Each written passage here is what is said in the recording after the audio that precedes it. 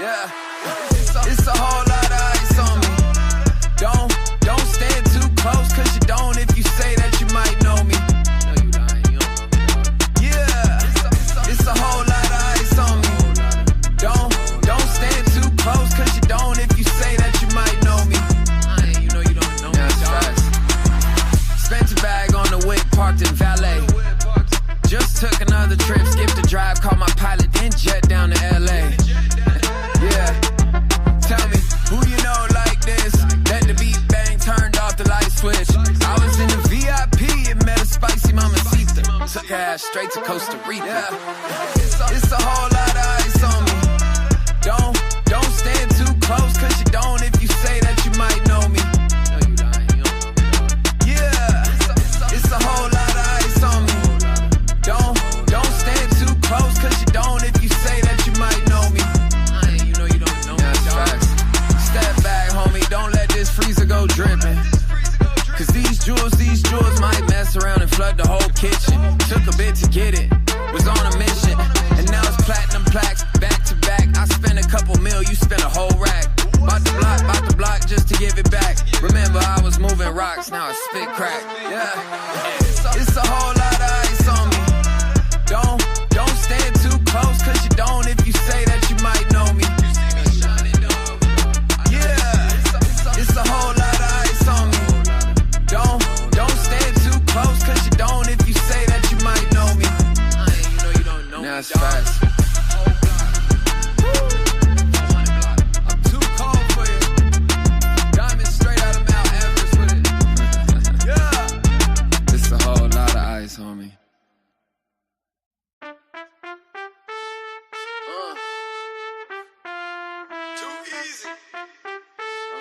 Close, it might get hot and start dripping on you. Yeah, it's a whole lot of ice on me. Don't stand too close, cause you don't if you say that you might know me. No, you lying, you don't know me. Yeah.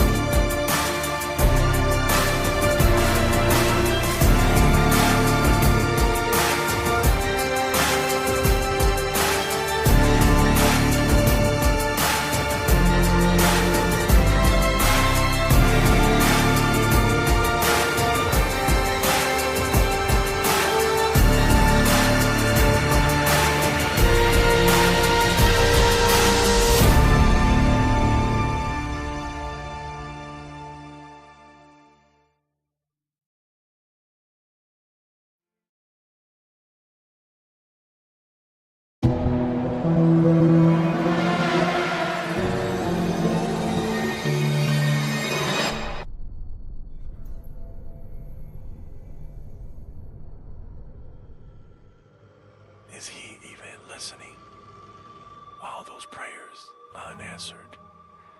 You're fooling yourself. God, a myth for the weak. Look at the world. Chaos, suffering. Where's your savior now? What kind of man are you? Always second guessing, never decisive. Real men lead, you follow. You falter, pathetic. Choices define it. She deserves better. Your love is weak, unreliable. How long would teach you to see she's a fraud? You're not the rock. You're crumbly sand. Daddy, you're supposed to protect, teach, inspire. But look, failures pile up. What legacy are you leaving? The battle within never ends.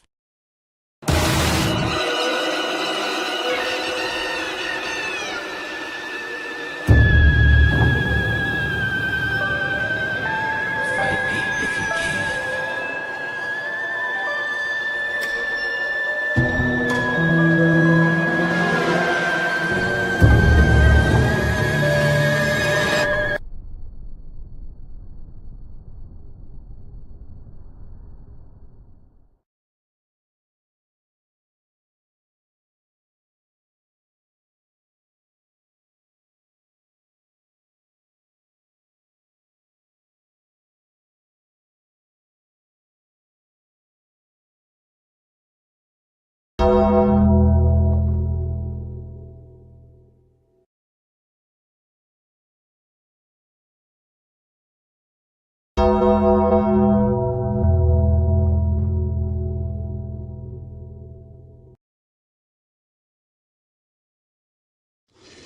Good morning, Will. Welcome to the first edition of the BTSI show.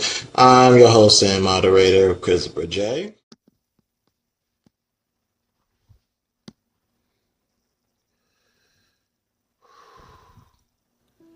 It's just that I didn't want to force this out there.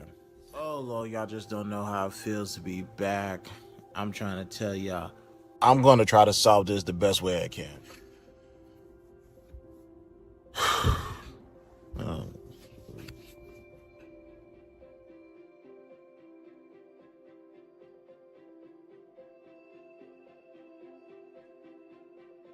Maybe later on down the future, but as of right now, that's not now. It's not the time.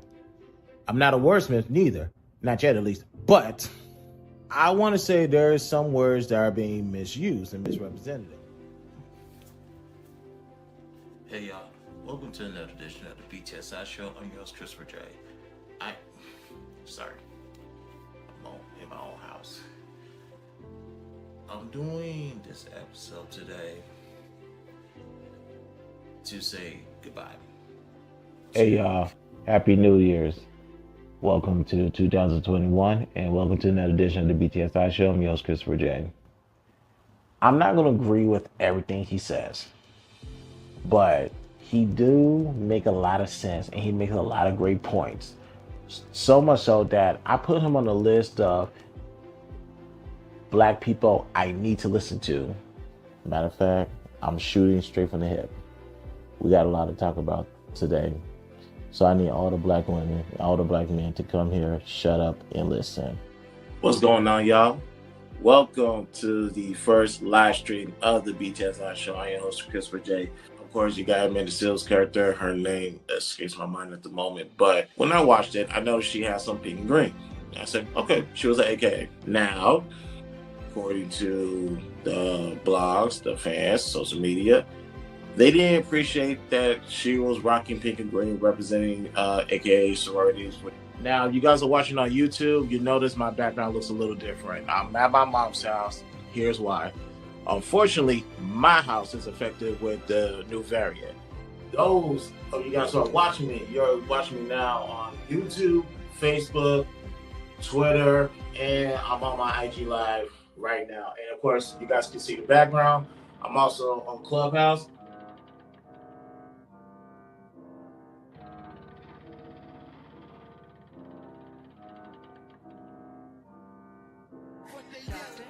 You offended me. You should be fired. I say, if you're offended, you should go talk to your father and go get thicker skin. Here's why. As you guys can see, we are in Washington, D.C. I made it to the Capitol building. And guess what? I found a co host. Ladies and gentlemen, say hello to Brittany B. Hi, yay! Thank you guys for tuning in. And Brittany, thank you for being a co-host, helping me out with this. I really appreciate it. No problem. But you guys already know what to do. Welcome to the BTSI show. Christopher J, Brittany B, do us a favor. Like this video, subscribe to our YouTube. Make sure you hit the like button. Follow us on our... You mad cause your daughter for me on spring break? Well, Alleluia, thank God that it's been another day. Alleluia, got a chopper and a driver, let him spray. Alleluia, thank God that it's been another day. Alleluia, got a chopper and a driver, let him spray. Roll another one cause I'm winning. In my photo, looking real photogenic. Gentleman attire and threads that won't inspire. I'm in the class of my own, my teacher got fired. Money getting low, the rate keep rising. Versace outfit cost me $3,000. From the P houses, did it from the wheat hours. Selling that chicken, no lemon pepper, no sweet and sour. Alleluia, thank God that it's been another day. Alleluia, got a chopper and a driver, let him spray. Alleluia, thank God that it's been another day. Alleluia, got a chopper and a driver, let him spray.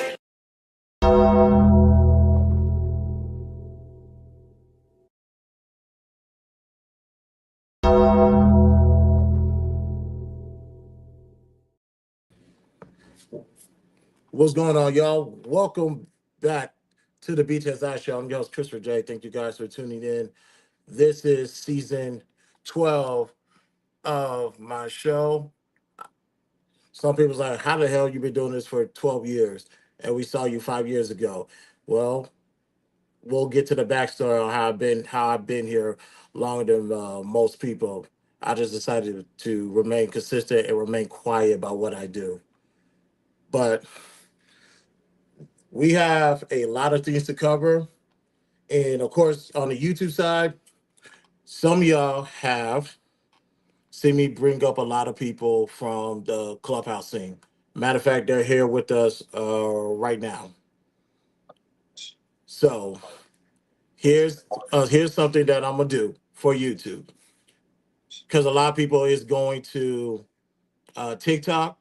My only issue with TikTok is they like to censor. That's my biggest problem with TikTok.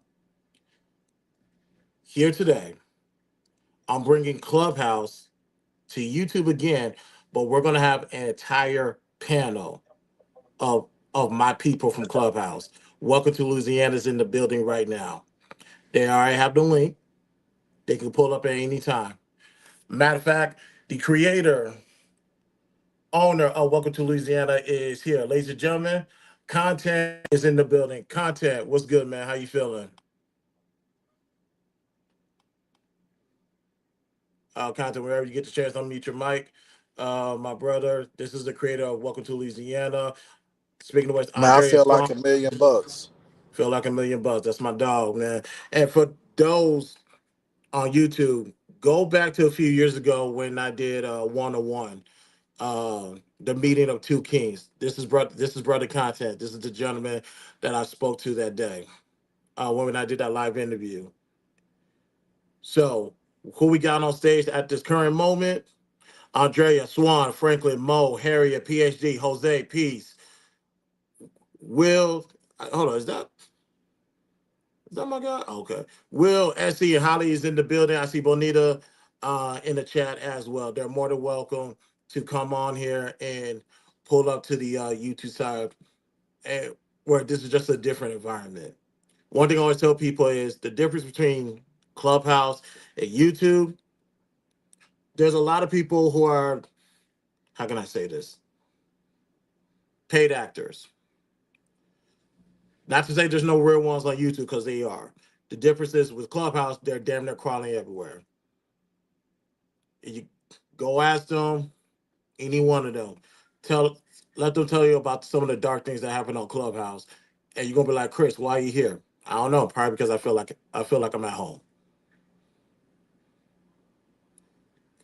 But we have a lot to discuss today. Content, I appreciate you for implementing Welcome to Louisiana, part of the season 12 premiere. But how you feeling?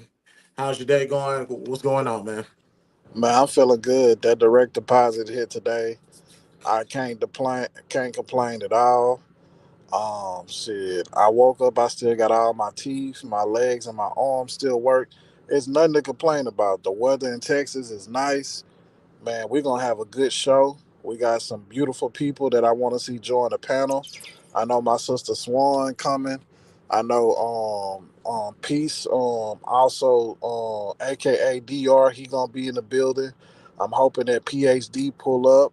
I'm hoping that Cakes pull up. I hope that we can get it popping on the YouTube side, because it's time for us to elevate the conversation. We've been having these conversations for years, and it's time to take it to the next level, and I'm ready. And I appreciate you for helping lead the charge, because you've been the tip of the spear on this. No, I appreciate that, man. Thank you, thank you. It's joint effort. Obviously, I appreciate Swan for this. My guy Peace is in the building. Y'all gonna be hearing some of Peace music down the road. He got some good music. He got some fire music. He let me listen to it. I'm like, oh yeah, we here. We officially here. Peace, guys. Peace. Well, no. I'm gonna hold that in the chamber. When y'all hear some of his music, y'all gonna know. Y'all gonna know. Y'all gonna know. And one of my favorites is here. Bonita is in the building. Bonita, how you doing, sweetheart? Hi, I'm doing great. How you been, Chris? I, I'm doing good. I'm doing good. But let's go ahead and start the show. Ladies and gentlemen, please do me a favor, like, share, and subscribe. Follow me on all socials. Links are located in the description. And ladies and gentlemen, oh, real quick, participant waives all rights to privacy. And ladies and gentlemen, we made it to 1,000 subscribers. Y'all kept y'all words. I kept mine. We are going to do the Cash App giveaway today. Matter of fact, let's start off with third place runner up. Matter of fact, one of the people, sweetheart, you ready? You in the blue and the gold hair. You ready? You sure? Okay. Let me see you smile first, or else you ain't coming up on this damn. There we go. Ladies and gentlemen, Cakes is in the building. Cakes, how you doing, baby? I'm doing good. I'm so glad to be here. I'm excited. I Hey, got you man. like on 15 different screens. Like, it's so Ooh, much shit going on over here. she making sure my numbers go up. Hey, shout out to you. Thank you, boo Thank you. boo. Thank you. Let's actually, before we get into quick hits, and I see my sisters in the building. Raw is here. Hey, Raw, how you doing?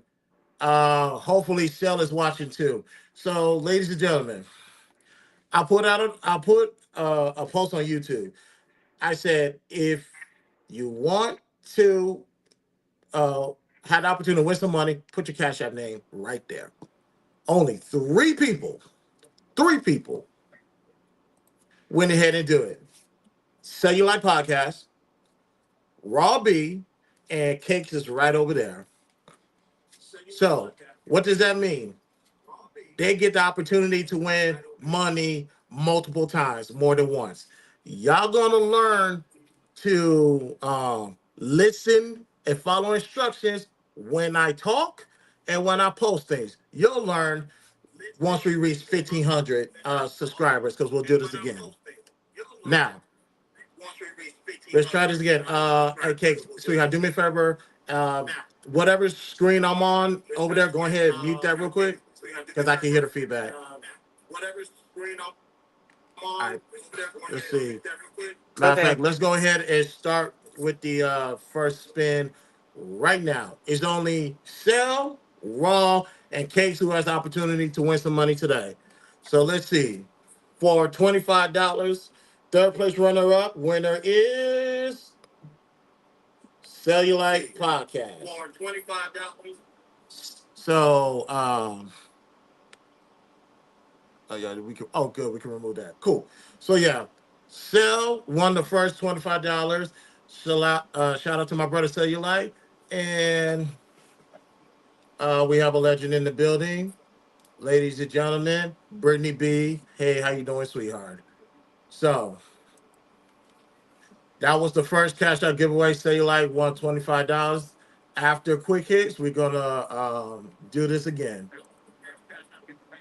See, I like to reward people that listens and follow instructions.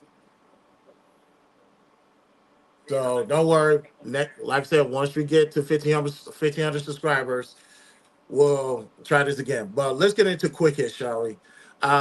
On a somber note, we got to start it like this. Do want to send a rest in peace to Chuck Norris, ladies and gentlemen. Yes, Walker, Texas Ranger, has unfortunately passed away.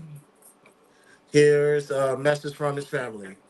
It is with heavy hearts that our family shares the sudden passing of our beloved Chuck Norris yesterday morning. While we would like to keep circumstances private, please know that he was surrounded by his family and was at peace. To the world, he was a martial artist, an actor, and a symbol of strength. To us, he was a devoted husband, a loving father and grandfather, an incredible brother, and the heart of the family. Obviously, ladies and gentlemen, Walker, Texas Ranger, is obviously where I the first time I ever seen him, known him, and of course other projects as well. 86 is a good year. His birthday was just few days ago. That much I do know. So I know a lot of grandmothers are saddened by this news. Totally understand, and we're gonna have a conversation about our childhood heroes are passing away at an alarming rate, but 86 is a good age. So I do want to do a moment of silence for Chuck Norris. Rest in peace to the legend.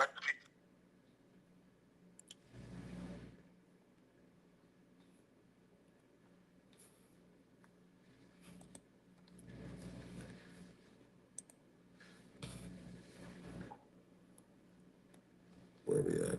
Next up, Lotto, Lotto, Lotto. Lotto dropped her album today.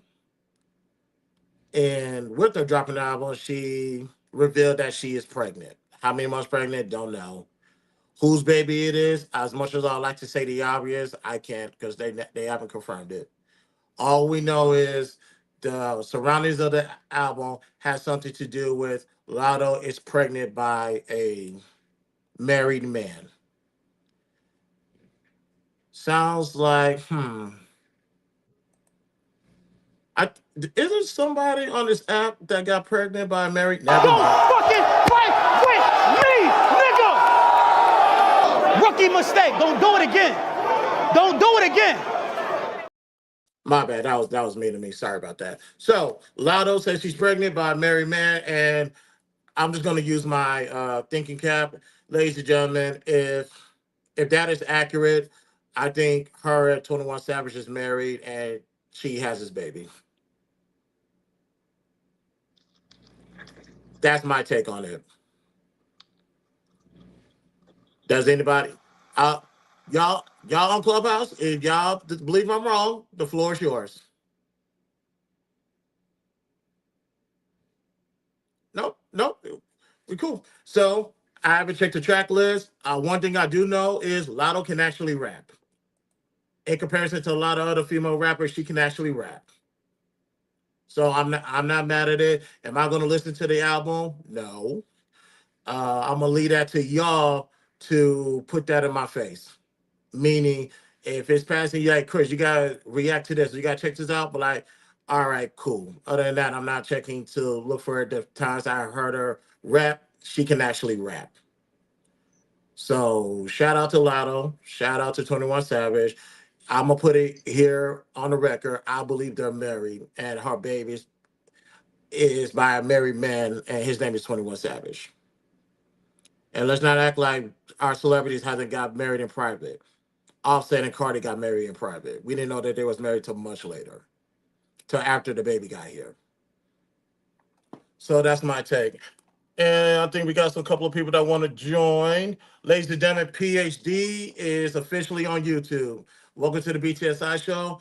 And my brother, Yay 400, is here as well. Yay, what's up, man? How you feeling, man? I'm doing good, bro. What's going on with you, Chris, man? I see you got your thing going on and everything, man. Yes, Just getting sir. back Yes, from work. sir. Yes, sir. What you got going? Man, we're just getting through the quick hits, man.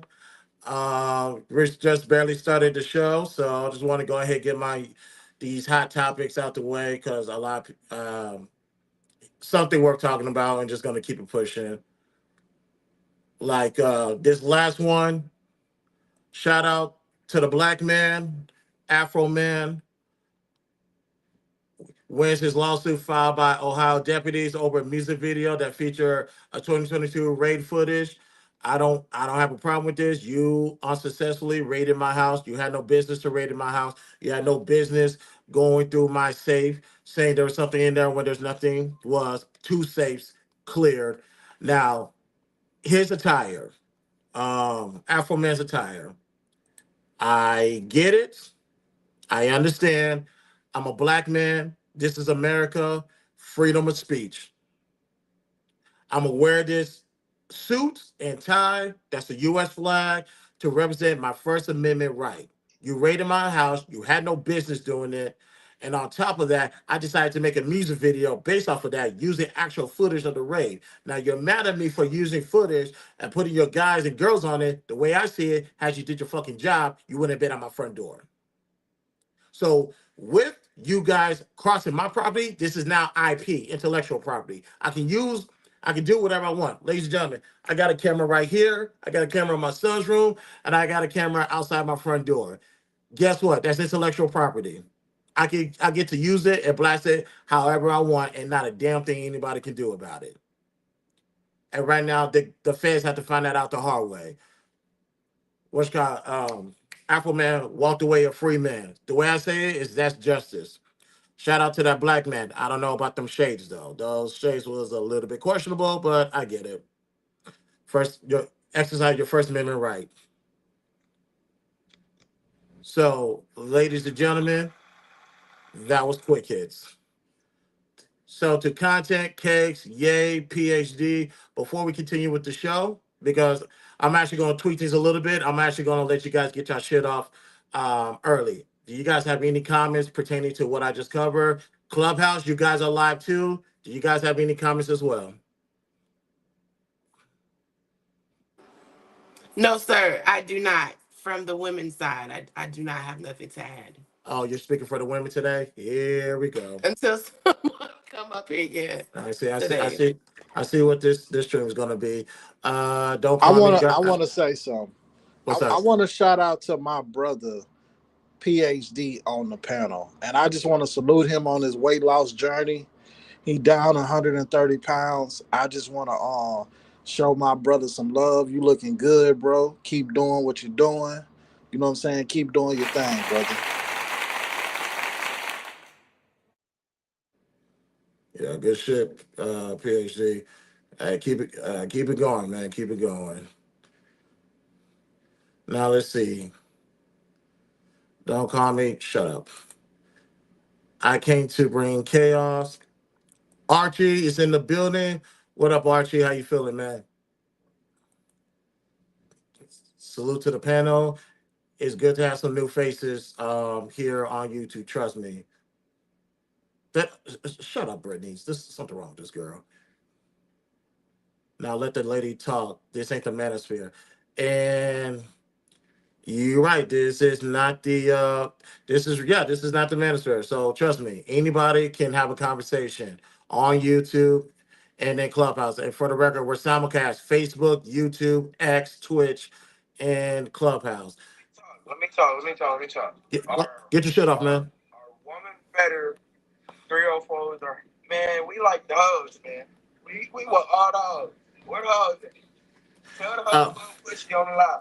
the host. Let me get the whole number so I Oh, can see her push. they at your mom's house, man. I fucked her last night. Sorry, I forgot to tell you that. But don't worry, you'll be all right. So that was quick hits. Let's go ahead and let's give out some more money, okay? Let's see where we at. That is sell one the first $25. Let's see who gets the next one. Just a second place runner up. Where are we at? And somebody just appeared. Oh, that's PhD again. Okay, we're good.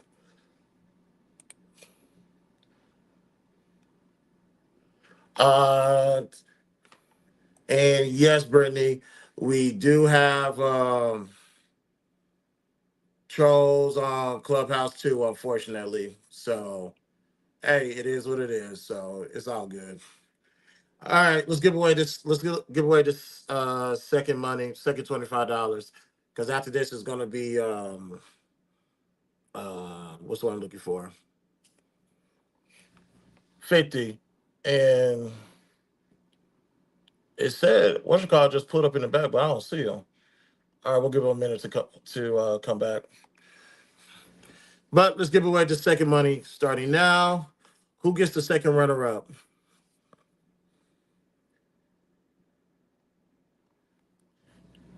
And it is my sister,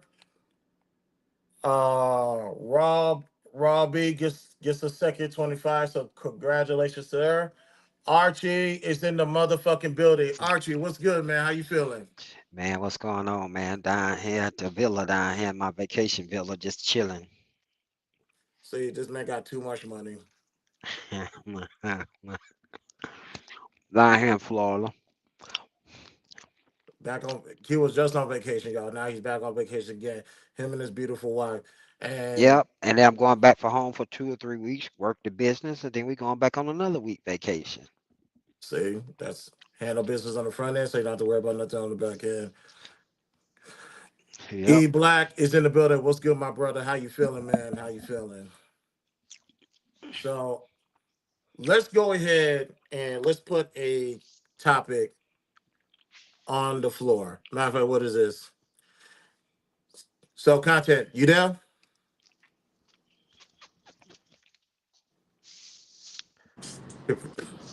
Yeah, I'm here. All right. Let's go ahead and start with the topic because I'm gonna address the YouTube shit in a moment. I'm gonna give time for my head to clear on that before I end up saying the wrong thing.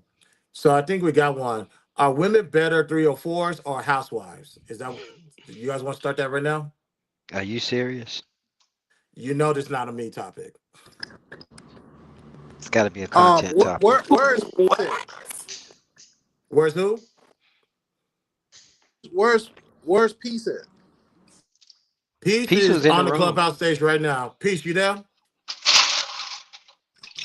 He not joining the panel?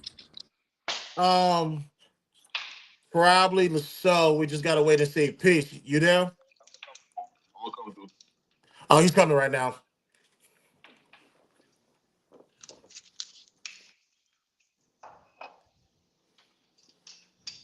Brittany B said, "What the hell? That question can't be real."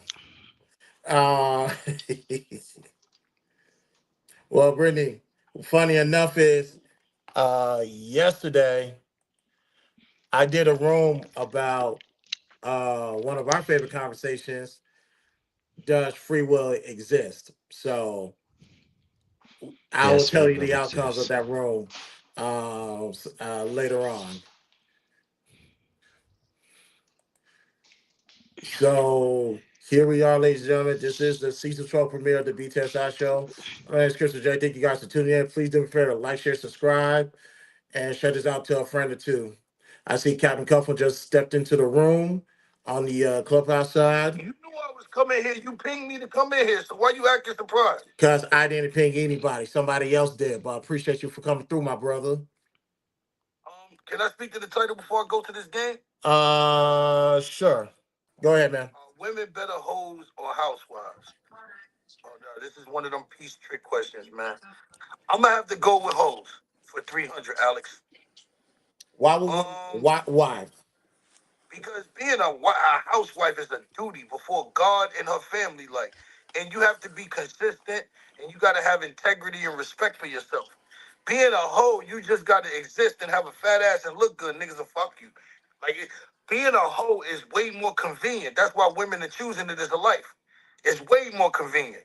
Imagine you got to respect yourself, have morals and principles, cook, clean, like not tell your family business, dress in a respectable way, show up for your kids. Imagine you that's your real life.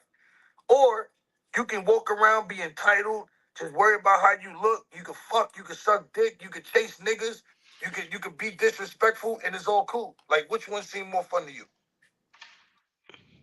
Which one bears the best results? Nobody cares about the results. Women don't care about the long term. All they can see is right there because they have no respect for black men and black men's ability to make good decisions. So they don't feel like no matter how much bad decisions they make, they'll be disqualified later on. So they just won't go. They just doing shit. Okay. Why you think most of the niggas in jail come from single parent households, bro? Because women teach spontaneousness and doing shit off emotion without thinking. Men don't think like that, move like that. That's not a man's ideology. That's a beaten down male. That's a male concept that he got from women. Men don't teach their sons to be impulsive. They don't. They teach their sons to think, nigga, because when you do it, it's gonna be a long consequence for it. Women don't teach their sons to think about consequences. They teach their sons to quote unquote stand on business. You understand what I'm saying? Mm-hmm. Like That if you see T.I. and Tiny, right? T.I. went in the interview and said, I'm uncomfortable with what my son King is doing. Because like da da da da, because he know the consequences of his actions. You never heard his mother say that. Her feelings was hurt, so she cool with her son jumping off the ledge and could possibly get herself guilt behind her, because she okay with that. That's what you. I'm not saying she okay with her son getting hurt. I'm just saying when a man is defending them, they don't think about necessarily what's gonna come next.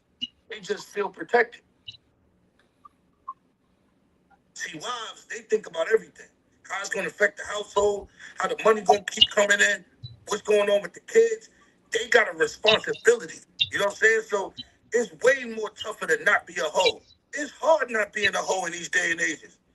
All you gotta do is go on internet and show your ass, and a low vibrational nigga gonna come and spend some money.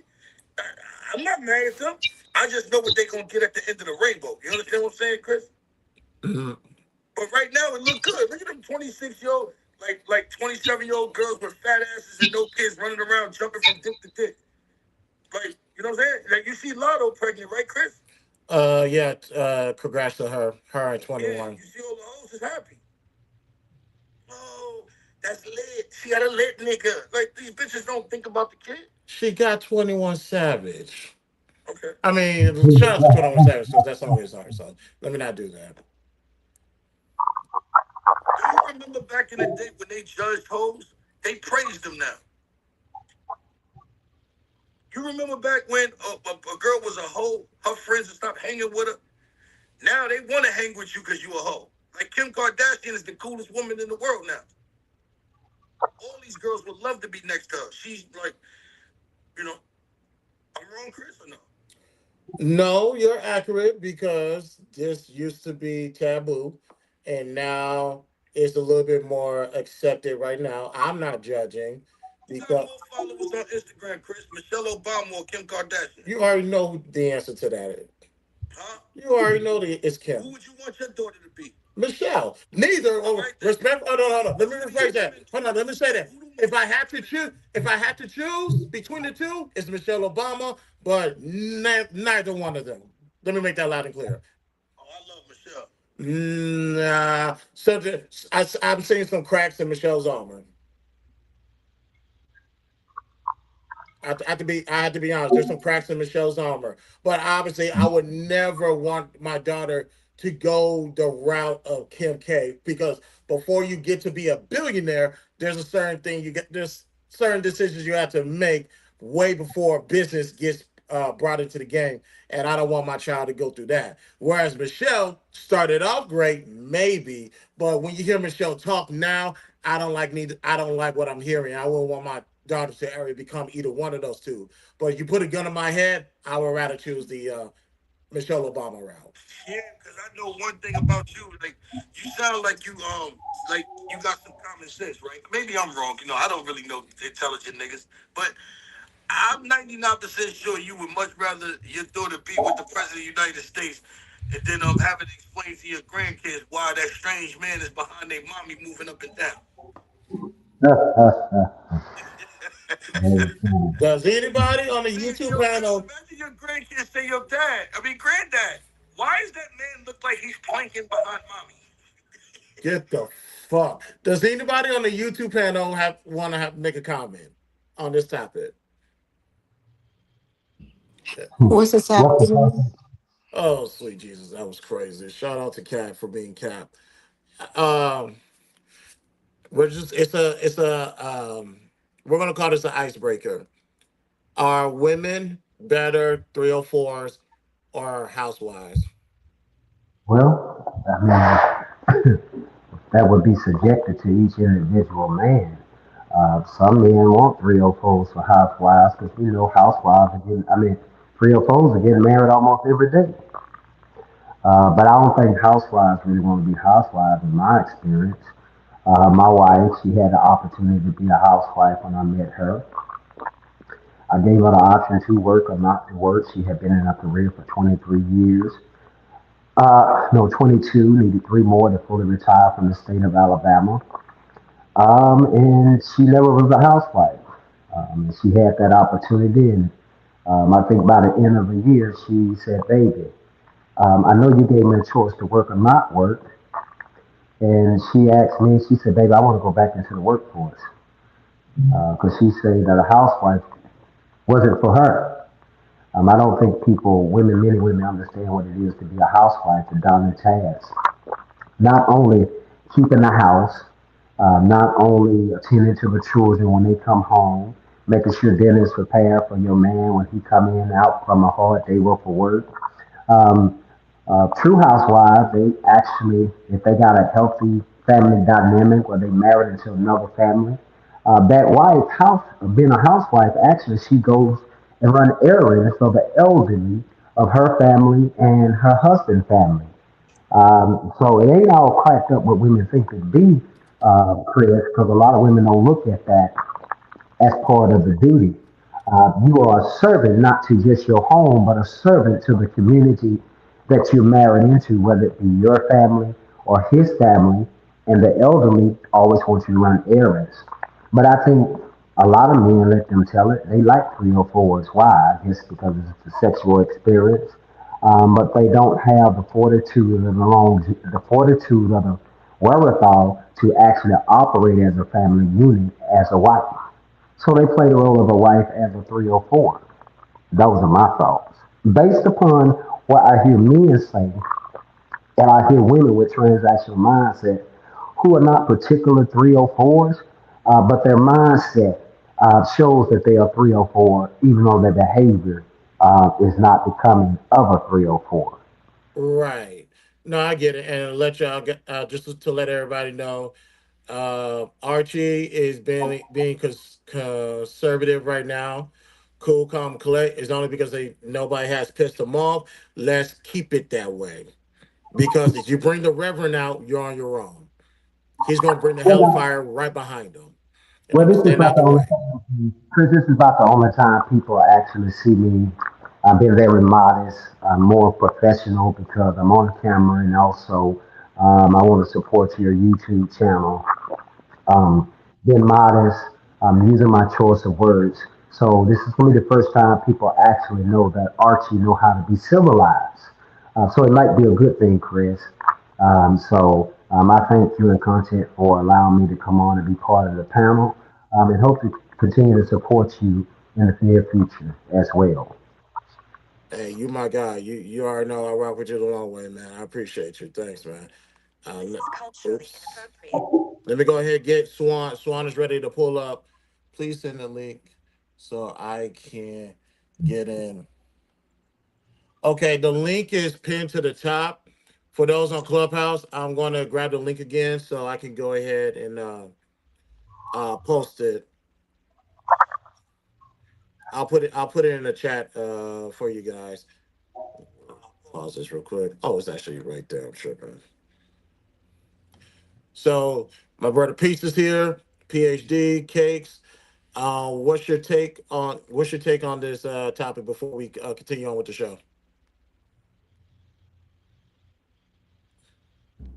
Shit. First off, I'm gonna say what up, man. I got the family in here, so salute to Chris, Cakes, Archie, and PhD. I can't hardly recognize you, man. That's a good look on you, bro. That's a good look on you. I might need to hire my wife if she come to Alabama. Yo, that's crazy. But nah, to answer this shit and to kind of bring some spice to it, because I know we're gonna need some. I would say, in all honesty, man, the way that this shit is set up, I think women got a better chance being a motherfucking 304. Women are better at having sex than they are at maintaining their relationships. Most of them, at least, which is kind of a fucked up thing, but it is what it is. They get more out of having sex than they do actually maintaining a relationship with one solid guy. Um, I would also say, just as advice to women that I heard other women say, why waste your time with one guy when you could have two or three or four or five? Like that one guy might not make enough money, but if you got five guys and they all don't make enough money, at least you winning now. So multi-date, ladies. Multi-date, three or four it up, and have fun. That's all I gotta say. And also, real quick, if you guys want to come up, the link is in the chat on Clubhouse. The link is pinned to the top on YouTube. I know who Content is. I know who Swan is. If everybody else, if y'all could really try to cam up, I would greatly appreciate it. If I don't know you, just want to throw that out there. So if y'all could What's do that, up, I would greatly y'all? My appreciate bad. it. I'm not hooked up to my computer. I'm on my phone. No, it's all good. It is all good. Appreciate you for I joining. want to get up in the mix, Chris. Do you think, man? Have you ever I know you fuck with football, don't you? Of course. You ever hear any of these stories of these football players when they try to get them to switch their position? Like I remember when Lamar Jackson was talking about how so many coaches was trying to get him to switch to wide receiver. And you didn't have quarterbacks like I think Terrell Pryor, he switched to wide receiver. But sometimes you come in and they be like, "Oh, we want you to play tight end." And they'll be like, "No, I'm playing this position." And sometimes people do switch. It's one of them things, Chris, that we watch the game so much, and what it is some players make it look easier than what it is. You get what I'm saying? Like some Mm-hmm. players can switch position and they do it so good, you think everybody can do it. Okay, content, what you trying to say? These women know how to be hoes. They don't know how to be housewives. You know how hard it is to switch that position and play at the same level? Do you get what I'm saying? That's Mm-hmm. very difficult. They could be Pro Bowl Hall of Fame hoes. Why the fuck would they want to be third string wives? You get what I'm saying? It make too much sense to me that for a lot of them it's just more fun.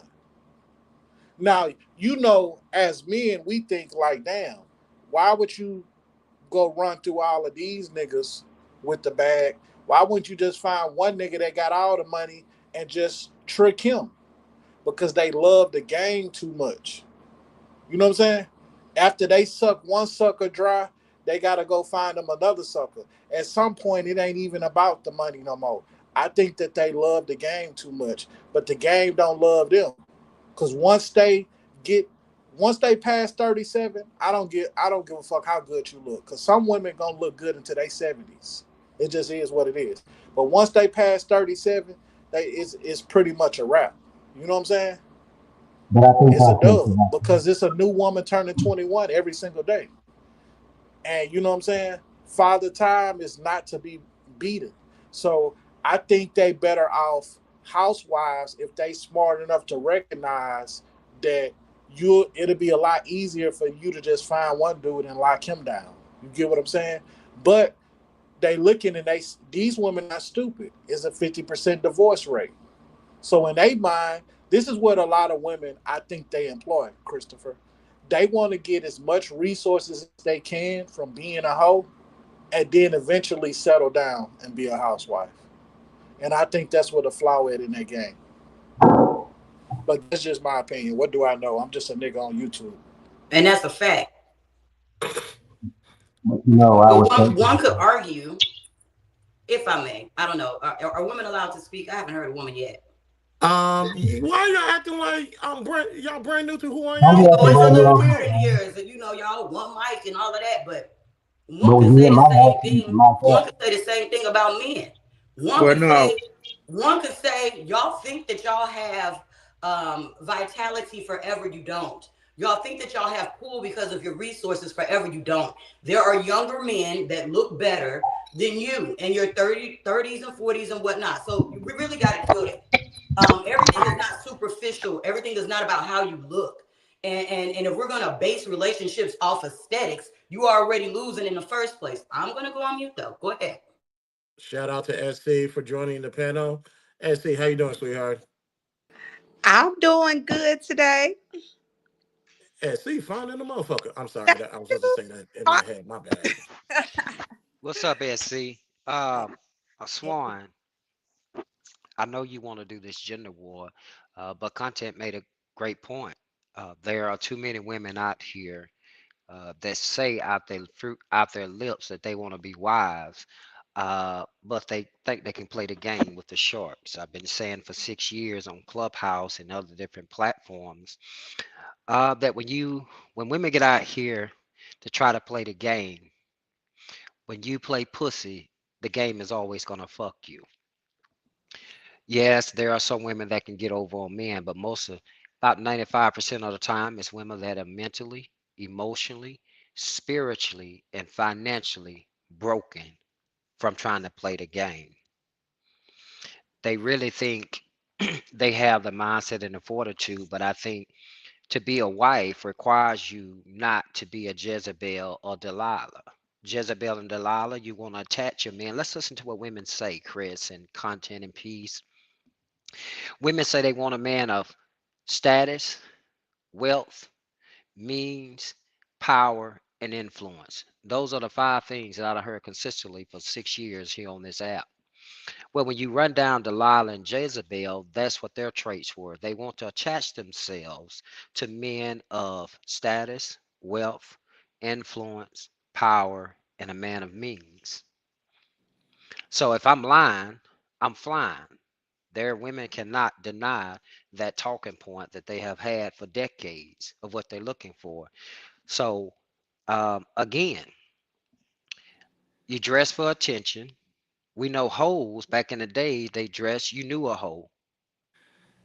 But now today, Chris, content, we really can't tell the difference between a wife that has a mindset and one that's want to be a hoe. So Swan, a question to you, Swan. Those 5 points I spoke of, have you heard women, majority of women, speak about those 5 aspects of what they want in a man?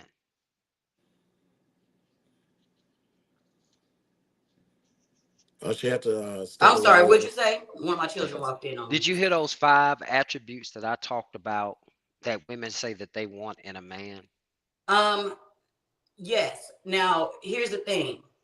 Although you may be capable of providing those 5 things, that doesn't mean that you have that natural attraction with the man that you want it from. So although you may have it, I may not like you like that. You may not like me, you know? So I think that some of these things, again, are high level, for lack of a better term, bullshit. Because you don't necessarily get with a person just on the strength of, oh, he's a provider, he's a protector, oh, he's gonna do this and do that. Like, no. Usually it's like, oh, he look good, or oh, I like his style, or he's so nice to me. It's never really like, oh, does he meet these 5 tiers? Does he meet these 5 requirements? That's not realistic. And to be honest with you, I'm not trying to have a gender war, but when you say as if men in all your glory and your age that y'all still just as fly as you was at 25, at 45, you're delusional. And I know y'all love to call women delusional, but you guys are a little bit cuckoo bird. That's just my opinion. I would love to hear from some of the other women because you know I got an attitude problem, and I'm gonna go on Yeah, mute. and he's about to get Don't Cakes, agree adjusted. with me. And he's cakes, about to get cakes, cakes. adjusted. I'm not cakes. Your floor is yours, sweetheart. Now she's speechless. No, because she can't come back from behind that. My lord. You know, Oh, I think what I hold on, cakes. Something's going on with your microphone. this Hold is on. what I think. I Hey, think cakes, I had to mute you. Mr. Archie, that's the Hey, check Yeah, your cakes. cord. I hold on. Can I mute her from here? I don't know, but check your aux cord or whatever you're using, sweetheart. Something is loose. Yeah, Yeah, just cake. like y'all women Yeah, are cakes. There's something disconnected going from on with your reality. microphone right now. Just go ahead and try to do a reset. But in the meantime, I need y'all to be quiet. Get out the way. Andrea, how you doing, sweetheart? Hey y'all, hey. Oh my God, Mama Bear. Hey, Andrea. Hey Archie. How's it going? It's going I've been well. listening, but I'm supposed to be cooking dinner, you know. That's what wives and Hey, mothers Cakes, do. do a We cook reset. Hey, dinner. Cakes, Hey, do a Andrea. reset and try to come back. Okay, hold on. Let me put it in the chat for her. Do a reset so that way we can reset the audio and you can come back and hop in. Okay, I think she's having mic problems. That's all. I'm trying to see PhD. Where is he at? He right there. Lift your shirt up. No, you will not do that on my panel. Thank you.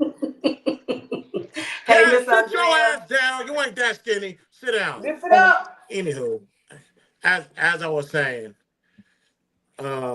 trying to turn my shit to do niggas gone wild. That's what. Wait, reset.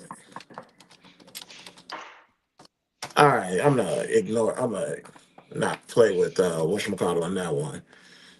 So to this title, yeah, I think it's obvious. Out of the two,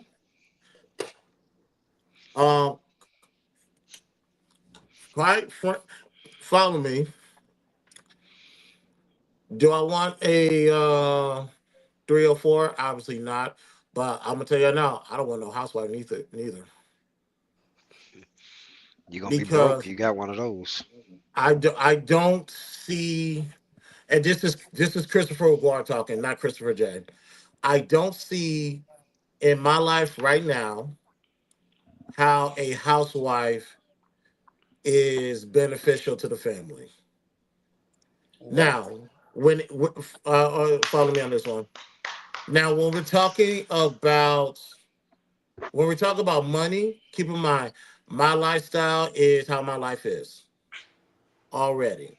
So it's not about the money. It's not about the money aspect because I was making money and this house was running before you. And God forbid if this ends, it's still going to be running after you. So when I talk about I prefer a woman who's self-sufficient and independent, I don't see how a housewife fits those traits. So I'm really not interested in getting a woman who just wants to be a housewife, especially in the beginning. Now you want to talk about later on down the road. You want to formulate a game plan to where we could work on retiring you or retiring us. Okay, let's see your blueprint and let's make something work. But I like women who work because women who work understands me and they can relate to me for that aspect. So that's why I said that. Okay, put your tongue back in your mouth. Thank you Let very me much. let me challenge you on that real quick.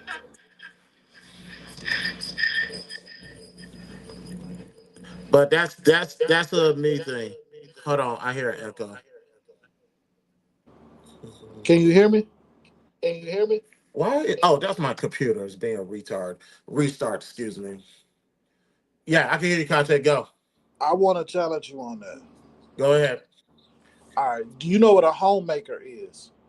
homemaker. Okay. A homemaker is a housewife that works. Okay. Okay. I think what you're saying is you would like for your woman to contribute, not because you need the money, just because I know a lot of housewives they get bored and idle hands do the devil work. But I wouldn't be opposed to a homemaker because at some point the kids grow up and you're not gonna have to do as much around the house because you're gonna have with help with chores. Hell, you really can make them little bastards clean up everything. You get what I'm saying? Everything except for y'all bedroom and bathroom, right? But what I'm That's saying true. is, I would want my wife to be a homemaker, where she can earn money inside the home, unless she has a job that requires her to go outside, like real estate or anything else. But I'm just speaking for myself. I would love for my wife to have a position that can't be easily manipulated by the economy. You get what I'm saying? I would hate for her to have a job that it's like she getting laid off because of this is going on. So, and you have to think about AI. I would hate for my wife to have a role that's gonna get replaced by AI. So I wouldn't want her to like do call center work from the house. But definitely there's something that she can do where she can bring in some income of her own. That way she don't have to feel like she always gotta ask you for something. And she can have something that gets her up in the morning outside of the family. You get what I'm saying? And you say it's called the correct title is homemaker, correct? Yeah, well her primary job is to take care of the home, but she also brings money inside of the house. Hmm. Well, I wouldn't have a problem. I'm not going to have a problem with that at all. That will probably go towards my niche, my comfort level. It's the simple fact that I need somebody who understands why I go to work and why I work so much. It's if you don't understand what I'm going through or what I have to do to um, provide for the household, it's going to be hard to maintain this relationship. So, at the bare minimum, the reason why I want you to work is because you need, because when it comes to, hey, I got to do this because of insert reason here, she already knows. But if you say homeowner is the correct title, then I'll accept that. May I? Absolutely. And cakes, you So could get and I, cakes, you could get in after Swan. if somebody wants to go, I can go after them because I've been talking. It's no problem. Yeah, you've been talking a lot. Don't know what the hell you're talking about. Oh Oh, wow. okay. Cakes, you Well, let there? me shut my mouth. Y'all play too much. Andrea is busy at the moment, unless she wants to hop in and make a contribution. There goes Cakes. Okay, that's cool. Um, you can go. And so I'll say this. I think you both are kind of saying the same thing. I think that we should. I want to hear from SC. Oh, okay. Well, SC ain't off her mic. I am. Is it okay if I continue? Yep. Yeah, Okay, I continue. My bad, appreciate it's a that. lag.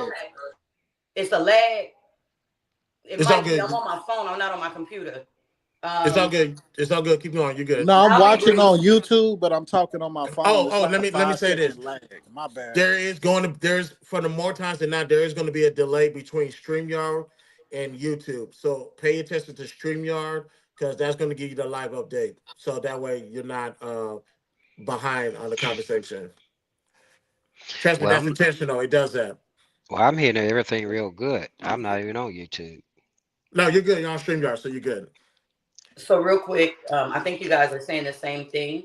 The only thing that I would implement, first of all, let me just say, I do think that it's more beneficial for both people in a relationship to be bringing money in, however that looks. Whether it's going outside, whether it's making money at home, whether it's baking pies or barbecuing plates. I don't know. I don't care. But I think everybody needs to contribute to the bottom line of the household. Um, the other thing is, I think that the homemaker aspect of it is synonymous with housewife. I think that we both need to be keeping the house. I think that we both need to wash clothes. We both need to clean toilets and bathtubs. We both need to, well, we don't hire nobody to do yard work. I don't believe any woman, in my opinion, that thinks that they can be put up. Like maybe somebody like Archie could put a woman up. I don't know, but for the most part, in reality, with people that's regular like me, and I don't know if y'all are rich or not, but other regular people that aren't rich, we need to work together. We both need to be working. We both need to be contributing to the household and rearing the children, if there are any. And But this trope on Clubhouse that women want to be kept and they trying to take from men. And listen, these men ain't paying all these bills. They can barely pay their own bills. Everybody a check from being broke. So men aren't out here splurging all their money on women. They don't have it. So I think it's unrealistic to think that somebody who drive a Mitsubishi Galant and live in a 1-bedroom apartment is gonna pay your mortgage or your 3-bedroom apartment rent. Like, I don't get that. But that's all I wanted to say. I'll go on mute. I'll pass it. well, Swan, what I will say to that is, um, regardless of what I have accomplished in my life, you can best believe a woman is going to bring something into my household. Um, if I have to put you in a position and pull you off your job, you're going to do something that's beneficial for this family. I have a plan. You ain't going to spend your money the way you want because it's our money. I don't play my money is your money, your money is your money. No, I have a financial structure. Like today, to be honest, we on vacation and my wife got her $500 allowance, just like I got my $500 allowance. I decided to chill here at our 2-bedroom villa. She wanted to go do a little shopping at the outlet. I didn't want to walk, and I told her, "You go spend your allowance up, and whatever you have saved out your allowance from this year, don't come looking at me." So again, I think it's about the structure that one set because even when bills are paid in our household pays the bills. We just a benefactor of maintaining our household. Does that make sense? But the structure is going to come from up under me. And if she never likes that, there's the dough parted. Because I'm like Chris, I had this structure before I was married, and I'm going to have the structure while I'm married. And anytime you don't want to follow the rules and guidelines of this structure, there is the dough, and I will pay you to leave. Sir, respectfully, your wife works. She has a great career. So I don't think your $500 allowance is impeding anything that she's trying to do. Hold up, I think you missed the point what I said, Swan. No, I Swan, didn't. I heard how, everything you said. Chris, let me make it crystal clear to her. She gets paid I when she comprehend get paid. well. When she get paid, that check come to my house, come in my hand. Oh, The you giving income that her I an come in, allowance out of her own money? Let like me I go on said, mute. Let me go on it's gonna mute. be my way or the highway. Jesus. Now her microphone is working. Go ahead, Cakes. Hey, Archie, then No, let Mr. Archie cook because I don't disagree. I just think his delivery just be so shot out sometimes. He But see, just be so Swan, rough around the she's edges. Swan, there's a benefit to that. But she still get her wants, needs, and desires. That allowance is for her to do what she want to do. Because I believe that for me, my wife needs to have any woman that I would have married, but particularly I married this particular woman, she needs to have an independence of financial freedom. But the rest of it's going to be controlled because I would never, ever, as many women I done heard look at men, the man that bought her car every 2 years, done let her took all trips, done took all buy all these clothes throughout the year. And then when life began to life, she look at that man and I done heard men say, well, baby, can you help me out? Because I buy you whatever you want. That would never be me. I am going to be the head honcho that makes sure that you will never part your lips when I know I have provided you a life beyond measure for you to ever tell me, well, you the man, you got to figure it out. But Archie, real quick, if I recall correctly, you said this $500 allowance. She gets that after, like you said, after all her needs and desires are taken care of already. Correct? Mm-mm, mm-mm. She get $500 faithfully deposited in her personal on account we got separate. It's her personal Account that her allowance you get drafted into every Friday, and mine's too. Other than that, our money is together. So like right now, there's a financial structure. There is there something that she really want? We both have to come and mutually agree to spend out the household because I live my life on a budget, right? Mm-hmm. So she can take that $500. She can go buy whatever she want with that $500 that she just got today.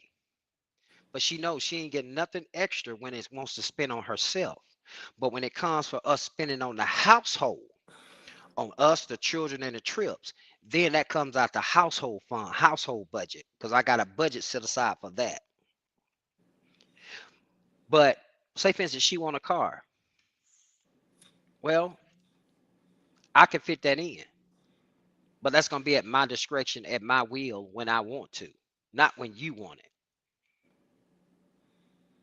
Because I also have a wife to understand that is I have a financial responsibility, and she understand that if I permit and allow her to spend the way she want, she know that I got nothing to fight with. I have gave all my leverage up. I can never say, well, baby, I bought you this, bought you that. I let you went to do this. You went on a trip with your girlfriends. You went on this trip. You know, we went shop. I took you shopping at this. That ain't gonna matter. It's my duty to make her feel safe financially, mentally, emotionally, and spiritually. If she's not safe in one of those areas, I got hell in my home. So that's when I have this mentality sometimes when it come to it. Sometimes your feelings ain't gonna matter. But I have a wife that understand when I say no, she understands there's a reason, there's a level of protection there. Ain't that I right, get it. Andrea? I want to see what Andrea Elegant, thoughts how is. you doing, sweetheart? How you been? Miss Elegant is on mute. Miss Oh, Elegant, can you hear me now? How y'all not. doing? Hi, girl. What Hi. up, though? Hey, Miss What up? Elegant. Hey, everybody. Happy Friday. Hey, happy What's up? Friday. Oh my God, Elegant on here. Oh my It's God, fine. Jesus. Yes, it's me. I Maybe want to she'll say have shout something out to all the important. women looking beautiful on the panel. Yeah, Oh, let's give them a thank you, hand honey. clap.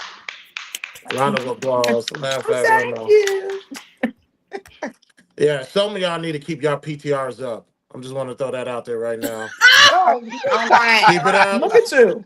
Keep your PTRs up. Jesus. Don't want to see y'all raw Fuck yeah. faces. But for the ladies, round of applause for y'all. I hope you didn't think you was gonna get on this motherfucker and look crusty. I hope you didn't think that. Ah, You okay. did. I You did. legit came straight from You did. No, no, I no. I legit don't came need no straight from bugger. I don't need no ugly people on the panel. I already got that part taken care of. I don't need any more. Thank you, ladies, for looking beautiful. But so Maybe you need to invite we'll some people on here and see what see if they real life match what Y'all they should have say. been doing that. Hello. Hello. Wake um it up. say it again. yeah, I wanted to Wake it up sound just like I on wanted Clubhouse. I wanted to put my Clubhouse family on. I want the people in the YouTube world to understand when I'm not on YouTube dealing with the stupid shit, which I'm about to address right now. I'm chilling with you guys, having actual, real conversations. Now we're gonna have some crazy ones. Captain Cuffle was the first one to talk, so you guys already know how that was gonna be. But we're just real conversation, real people. So I appreciate it. And let's actually take a break from the conversation. Let's do another Cash App giveaway. Where is that banner? I got too many banners up. I gotta start deleting some of this stuff. Man, I hope I win me some blood money. Man, woo-wee.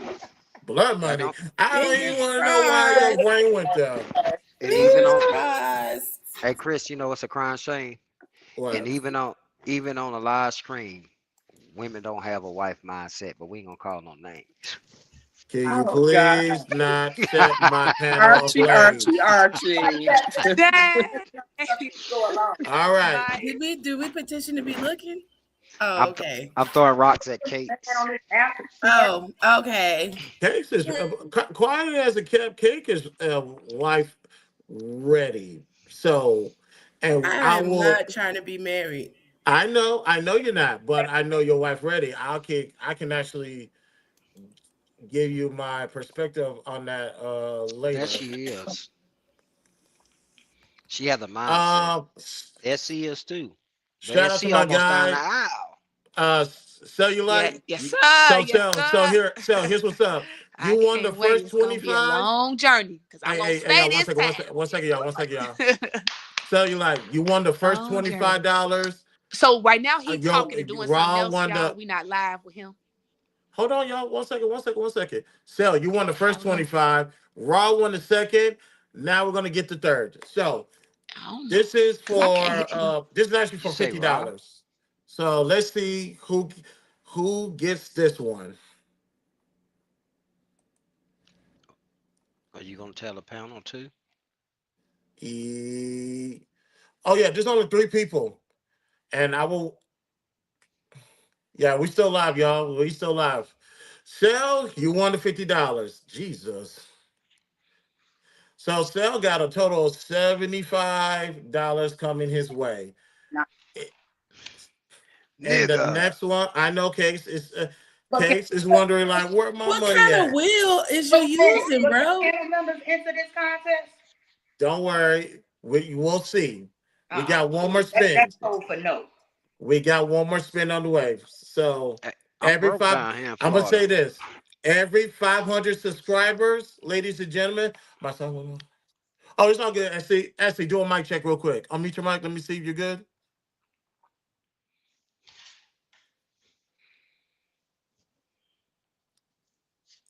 And actually, if you're talking, I can't hear you. Can you unmute your mic for me, please? Mute. Okay, you sound good. All right. So, okay, Andrea's back. Now we got one more, which is the grand prize of $100. Every 500 subscribers, ladies and gentlemen. Yes, we heard you. We heard you say me, SC. Every 500 subscribers, I give away money. So once we get 1,500, we're gonna do this all over again. Hopefully, more people take me at my word this time. But if not, don't worry. I can spare them. Give money to the same three people. Don't matter to me. Oh wow. So, What about my fee for coming on here? You know I charge to come on live. Don't nobody pay uh, to hear you. what you Get say, out. rich man? Yeah, No, I don't. rich I ass. never. I never been to a church where I never got paid. This This ain't might be my That's the first one. problem.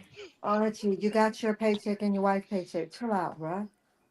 matter of fact. Ooh, that's cold, Andrea. I'm gonna get All you, right. Andrea. The one that come in his Now, hand. Yeah. okay. Next topic. I need everybody to mute the mic because I technically need y'all to get out the way because I have something to get off my chest per se. So let's see. Are we good? All right. Okay. Everybody's on the panel. Good. So, with you guys getting out the way real quick. There we go. This has been an interesting, how many months? 2 months on YouTube. Let me see how I look on the actual YouTube side. And heads up to the everybody on the panel. You guys are receiving a lot of love on YouTube right now as we speak. So you guys are doing an exceptional job. So keep up the good work.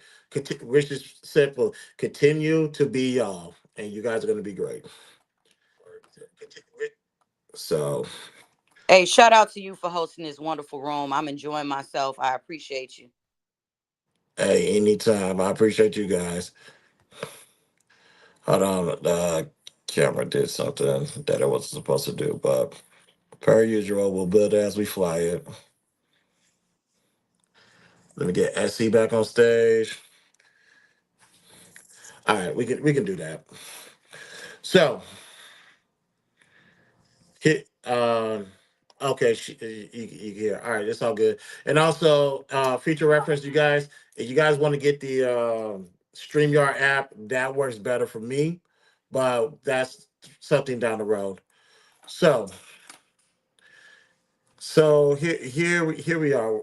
with this.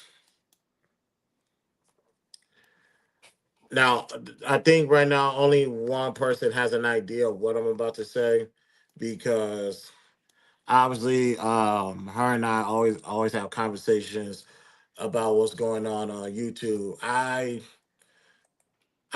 don't see everything, but I see what I do need to see. So I'll say that. So hold on, y'all. I got Archie up in here twice. I don't know why. Let me just remove this one. Okay, there No, we I go. just got on my iPad. So I got off my phone and got on my iPad. Okay, it's all good. Let me. All right, you. All right, cool, cool, cool, cool. So I never publicly spoke about this. Um, so I think this will be a good time to speak on this fiasco, not on Anton Daniels specifically. That's my guy. Shout out to the bag chasers. Yeah, certain morals and principles is not going to allow me to do what everybody else is doing. So I want to make that loud and clear. And so I make sure no one catches the smoke that I'm about to do. Let me make sure everybody is muted. Okay, good. Let me start out with what happened recently. Um, Content's not here. Maybe some of y'all heard about it. There was one night last week where I had a crash out session on Clubhouse. It was because there was an individual on YouTube who is covering this Anton Daniels situation. The problem is with the majority of people that are covering this, because they don't have context, which the facts ruins their narratives. They will create or speculate what they think is going on and put it out there. And me personally, I don't get down like that. If I don't have the evidence, I'm not speaking on it. Or if I do have the evidence, I'll make the sound decision if this is something we're talking about. I'm not going to sit there and try to pen to paper a story just because, for the sake of content or for the sake of views, for the sake of money. If this was journalists, the reference yellow journalism will come into play because your integrity will be shot. That's what I'm seeing for a vast majority of people who are covering this Anton situation. Now, to the gentleman that used my content, here's the thing. My initial reaction was a 5 on my Richter scale, excuse me. What does that mean? What's a 10 to you guys is a 3 to me. So you could imagine what a 5 was. Because I don't mind people using my content, believe it or not. I don't mind people repurposing my content for like reaction reviews or whatever. It doesn't bother me. All I ask is like give me a heads up and send me the link so I can at least support what you're doing. I'm a real content creator. I don't mind people using stuff and reacting to it. Just let me know. I will support what you're doing. Like, share, subscribe, and whatever. But if you're going to use my content to push a narrative that is false and it doesn't exist at all, I'm going to have a severe problem with that, because now it's like, what the fuck are you doing? This is corny. If you're going to go down this route, do that. Leave my shit out of it. So my initial response was to spaz out on them. But fortunately, I have a friend of mine who keeps me afloat with what's going on YouTube because I can't be everywhere, nor do I want to be everywhere. One thing that she did tell me is that this person is a person of character. I don't know how, based off what I saw from his content. But one thing she did tell me is equal smoke giver, because there are a bunch of people who is trying to get famous off of Anton's name. It's nasty work out here on YouTube. There's one dude from years ago, way before I came on YouTube, who started to make his way back on YouTube. And to do that, to get back to where he was, he wanted to use Anton's name. Now, here's the nasty thing about this individual. He stays in Georgia. I'm gonna say allegedly because I have not seen the video yet. Allegedly, he's on some Baghdadi shit. The people on the Yeah. panel know what I'm talking about.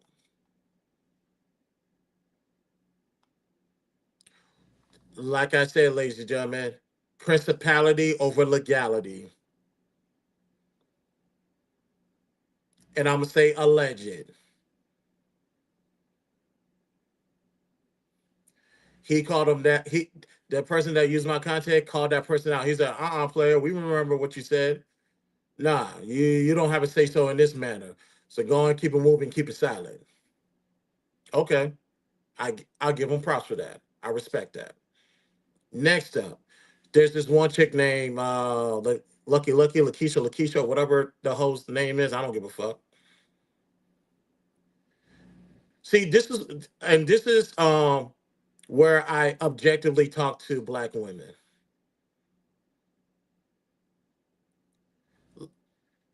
Ladies, this goes for the men too, but I want to talk to the ladies. If you have a principle, stand on it. Do not waver because of circumstances. If all black girls are beautiful, all black girls are beautiful. If all black women are beautiful, all black women are beautiful. If you believe kids are off limits, kids are off limits. You don't then decide to throw those principles out the door and talk about somebody's daughter, underage daughter, allegedly. You get no stripes out of that. You get no respects out of me. Fortunately, this brother called her out on that too. So with that, I give him props again. So I had to take a step back and look at this situation differently. I can say, although I don't agree with the narrative that he's trying to push with Anton, nor do I agree with him using my content to push that narrative. I could give him his props and say, okay, he's trying to do something. He's trying to do the right thing, and because of that, I give him credit. Let me tone my anger down because I was angry. I'm not gonna hold you. I was pissed off, but I will tone that down, and I can let that slide. All I say in the future, if you're going to use my content, please let me know so I can at least support you and watch it as well. You did not take time to put all these stuff together for no one to watch it. I don't agree with the narrative that he put out there, but as far as piecing things together, he did an exceptional job. I just disagree with the narrative, but he did an exceptional job with that. But moving forward, if you're going to use my content, just let me know. That's it. That's all I ask. Let me keep me in the loop and we're good. That's the first thing. The second thing, with people still covering Anton in the month of March, this is why I said you guys are not fucking content creators at all. He had that situation with Corey Holcomb and sometime in January. I didn't know anything about it, of course. My friend had to tell me, and I knew this was going to end bad because those are two people who don't need to talk to each other ever. It happened. They blew up. That shit went viral, literally. And y'all saw what transpired from there. I spoke about that situation when he went to his podcast. I spoke about when Corey Holcomb, the video of Corey Holcomb hitting that comedian in the face, Lee, and I left it alone. You know why? Because I usually don't like to respond to things as they happen as the main topic of an episode. I'll speak on it and keep it moving. Matter of fact, someone suggested me to do that, and because I trust her, and I said, all right, cool, I'll do it. And I kept it moving, doing my own content on YouTube, coming to Clubhouse, doing rooms every Tuesday, every Thursday. Welcome to Louisiana, or any other platform that I can go on and have conversation. We just kept it pushing. To see people literally sticking Anton's meat in the back of their throat for 2 months is nasty fucking work. Yes, I said it. And don't ask me to apologize because you know what you can do. This is not me telling you what to cover. You can cover whatever the fuck you want to cover, and I have every right to look at you sideways. Like, do you guys have nothing else to talk about? I would say go talk about politics, but you guys suck at that. Don't fucking fight with me, nigga! Rookie mistake. Don't do it again. Don't do it again. This is why I like to separate myself from everybody else. I don't care if I stream like once every blue moon. At least I ain't doing that corny shit that most people are doing.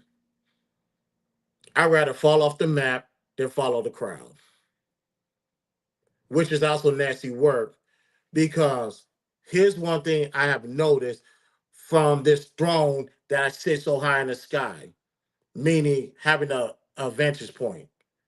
Some of you guys, audience, you guys share the same audience. And I say that respectfully. And most of the people that are in your audience do not like Anton. So you guys transition from leaders to following the people who are following you. How the fuck did you do that? Don't fucking fight with me, nigga! Rookie mistake. Don't do it again. Don't do it again.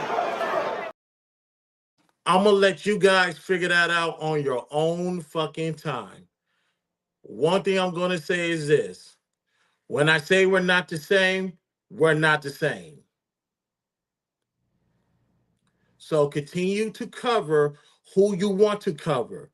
But don't sit here and bitch and complain when somebody by the likes of Anton gets tired and say, you know what, I got time today, which he did a couple of times. I ain't never have to worry about no other man referring to me as his son. Ever. Y'all did. That would never be me. So, to my fellow content whatever, because majority are not creators.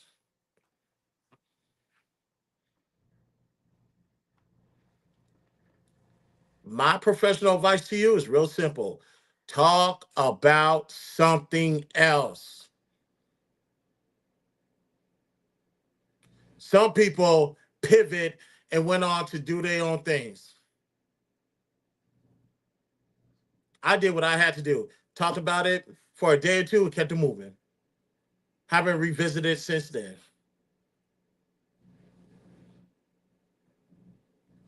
But you guys are going to figure out who belongs in this realm of the title content creator and who belongs, shit, wherever the hell that you guys identify as, because I don't know. Don't fucking fight with me, nigga!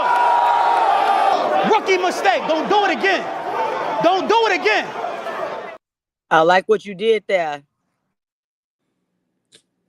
And that's it. I had to get that off my chest because I've been holding I wish we that for had months. some context clues, because Who is Anton and why we mad? Because I want to be mad too. No, Anton, that's my guy. I don't have a problem with Anton or nothing like that at all. My issue is for people who call themselves content creators, you guys been talking about the same thing for 2 months straight. I call this, you guys are reheating cold French fries.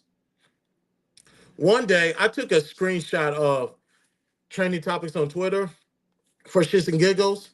There's literally 20 things that y'all can talk about. Y'all talking about one same old thing. I understand the algorithm. I understand the content, but I also understand my principles will not allow me to stoop this low to talk about the same old shit over and over again. If you guys go back and look at my catalog on YouTube, rarely if you guys ever see me talk about the same thing twice. Or if it ever comes to that, I come at it from a different perspective because I'm actually smart. As far as some of y'all though, nah. Nigga, ninjas are specially abled. Luke Skywalker is specially abled. You niggas is just retarded. Ow! Just saying.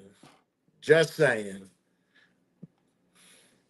So I had to get that off my chest.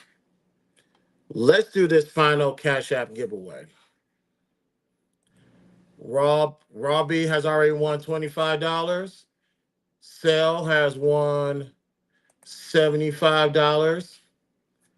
Cakes has not won a thing yet. Let's see if she gets the opportunity. I'm not even gonna enter. I want her to win.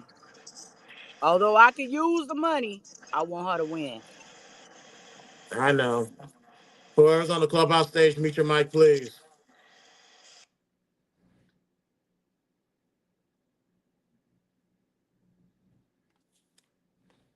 You gotta be kidding me. Cakes, you there? Cakes, you there? She'll come back to the microphone. Just give me her money. I mean, no. Cakes won $100. Cakes won 100. That's what's up. Cakes won the $100 Cash App giveaway. No, So, I love that for her.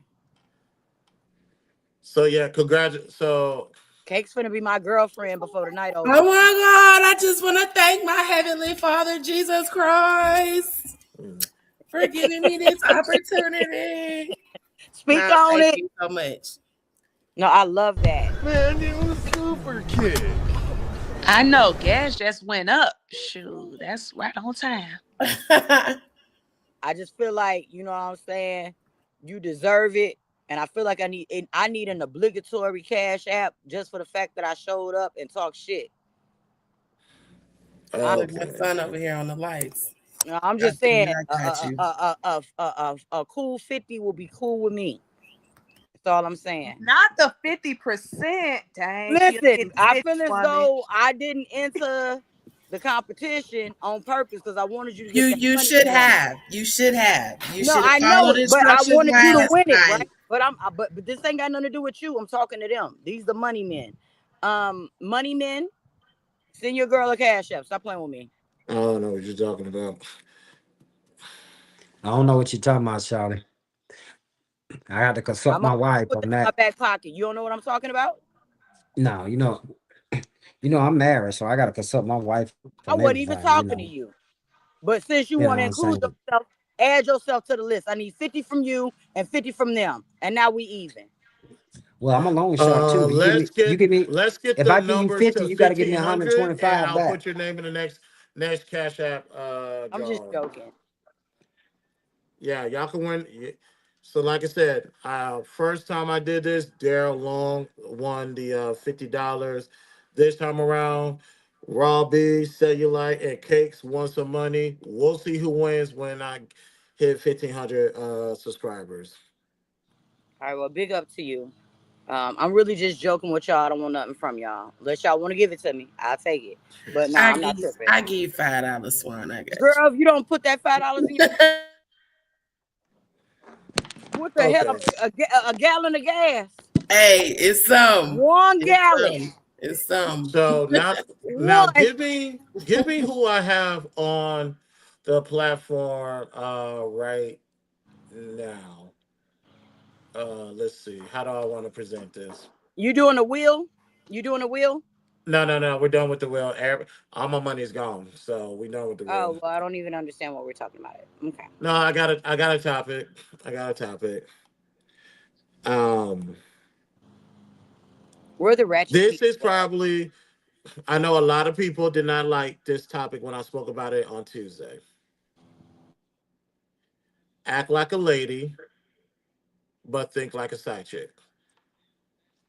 What? Act like a lady, but think like a side chick. So, Man, I don't hear allow me nothing to about no side explain. chicks, boy. And PhD, I'm gonna Shit. come to you first. So be ready. Side chicks get you Um, in trouble. so here's how we get to this. Everybody is aware of the book Act Like a Lady but Think Like a Man, correct?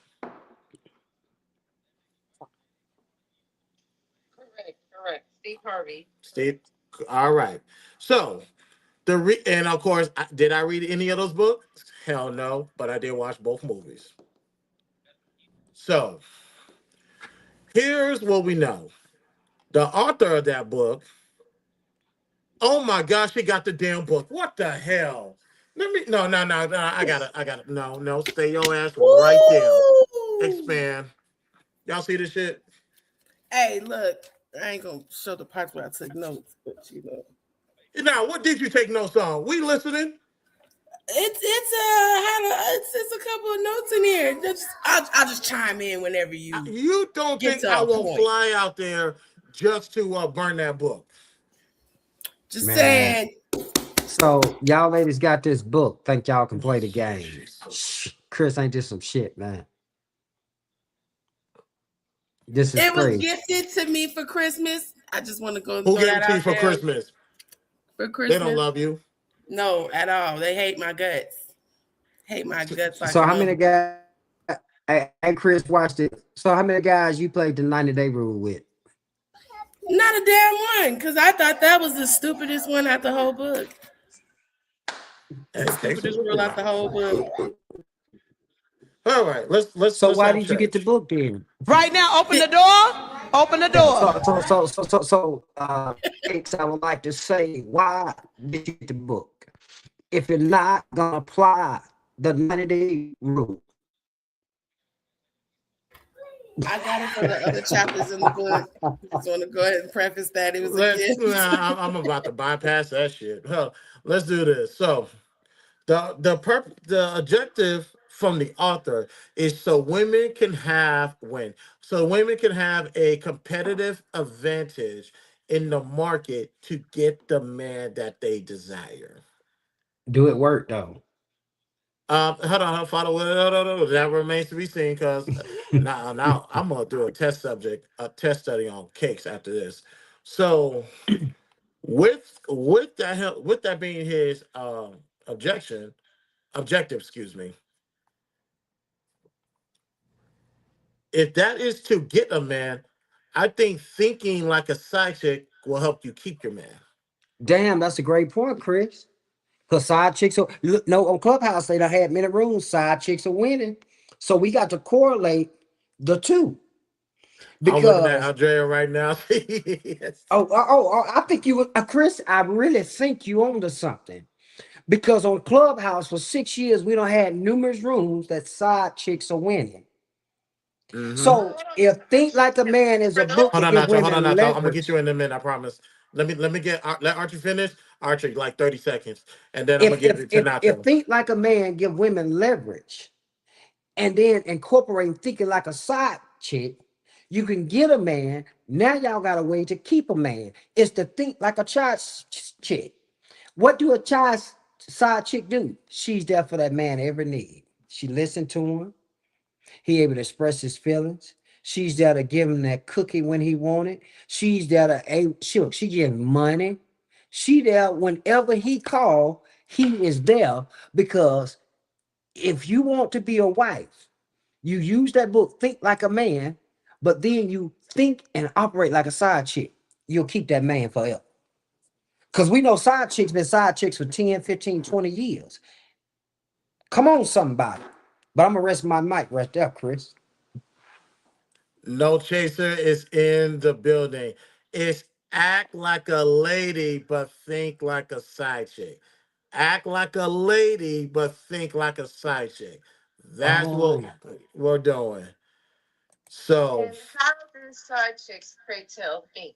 oh, go ahead. Go ahead, Nacho. Archie took us to church, Archie, big brother, Deacon Archie, on a Friday. He thought you took us to church, but you told us what the side chick does, right? And then he tried to add at the end, oh, think and operate like a side chick. But he keeps saying think like a side chick. So how do they think? We know how men think. Steve Harvey broke it down, right? And if you guys remember, that book for a while there was a Bible. So I'm really curious, for those of us who don't know, how do these side chicks think? Right? We heard what you said, Archie, but you really just described the woman to me. So I don't Okay, really well, I'll tell you. what you said. What's the difference between how the two think? Well, I'll tell you what. In my past life, I did have a side chick. And that side chick was there for me. Hell, I had her sending $1,000 to my daughter when she was out in college. Whenever I called her, she was right there generally on the spot. When I need to release emotions and feelings, she was there to listen. And all that. She was there generally on the spot. She was doing everything that my wife was doing. This is my past life because I do have a past life.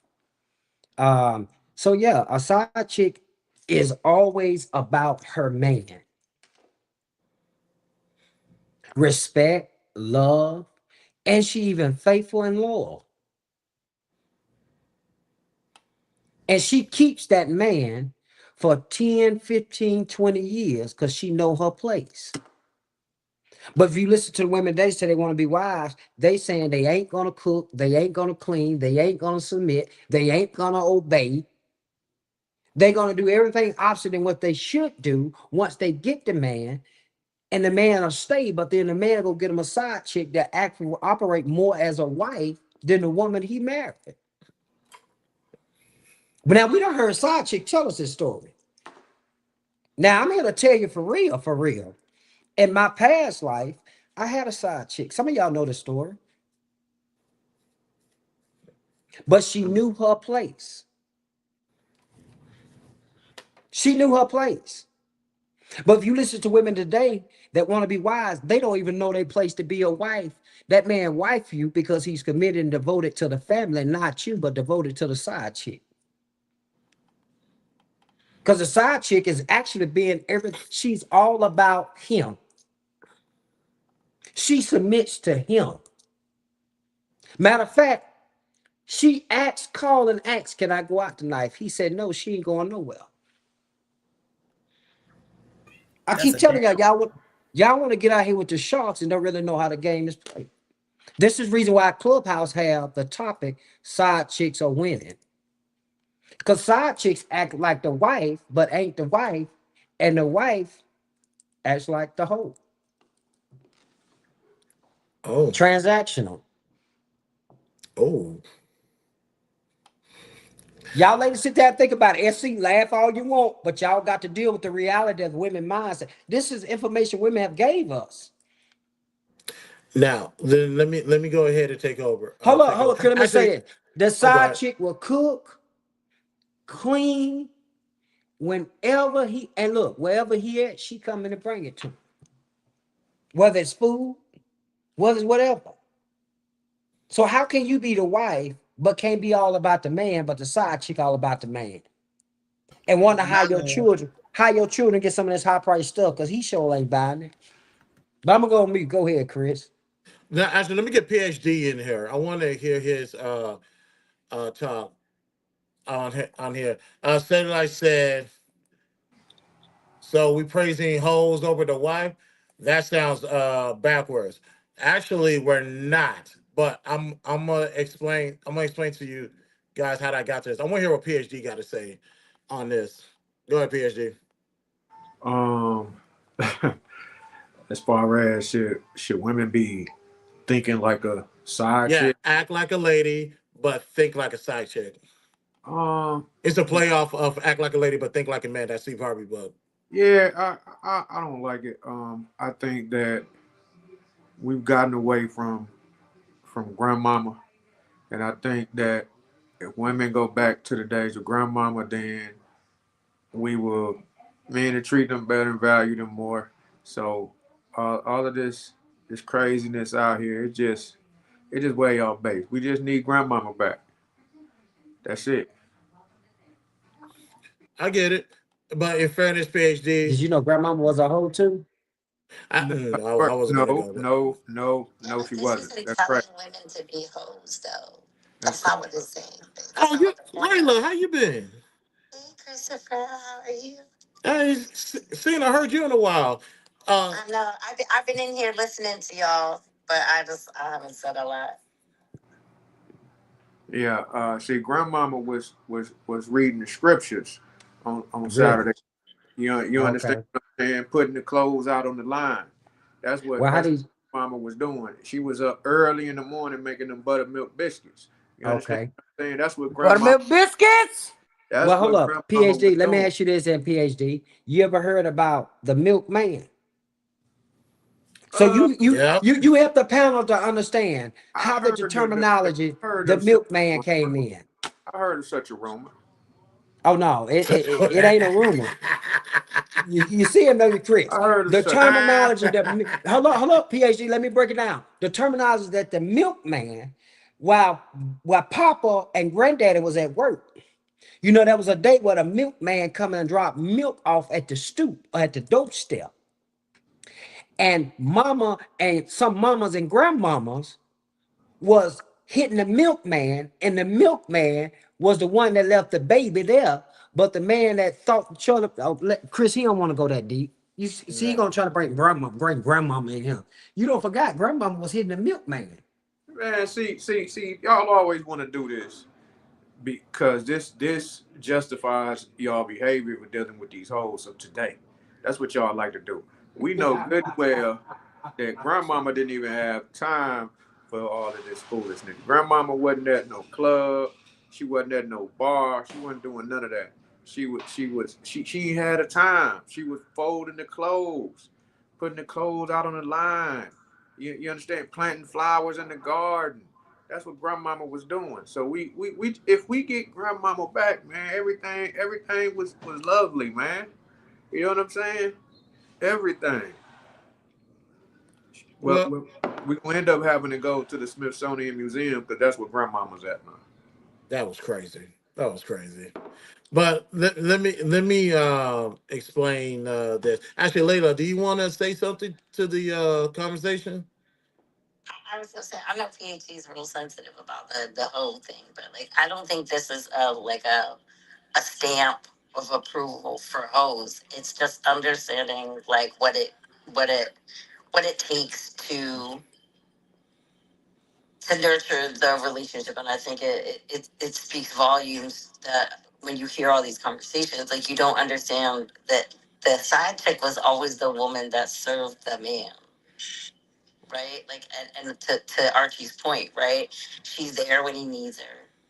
She serves his purpose. She listens when he needs to talk. So like these are all qualities that a wife should possess.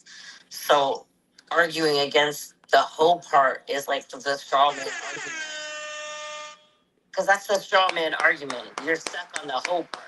And instead of just listening to what the men are saying about what they're looking for in the woman that they live with, right? And saying, oh, maybe I don't embody that.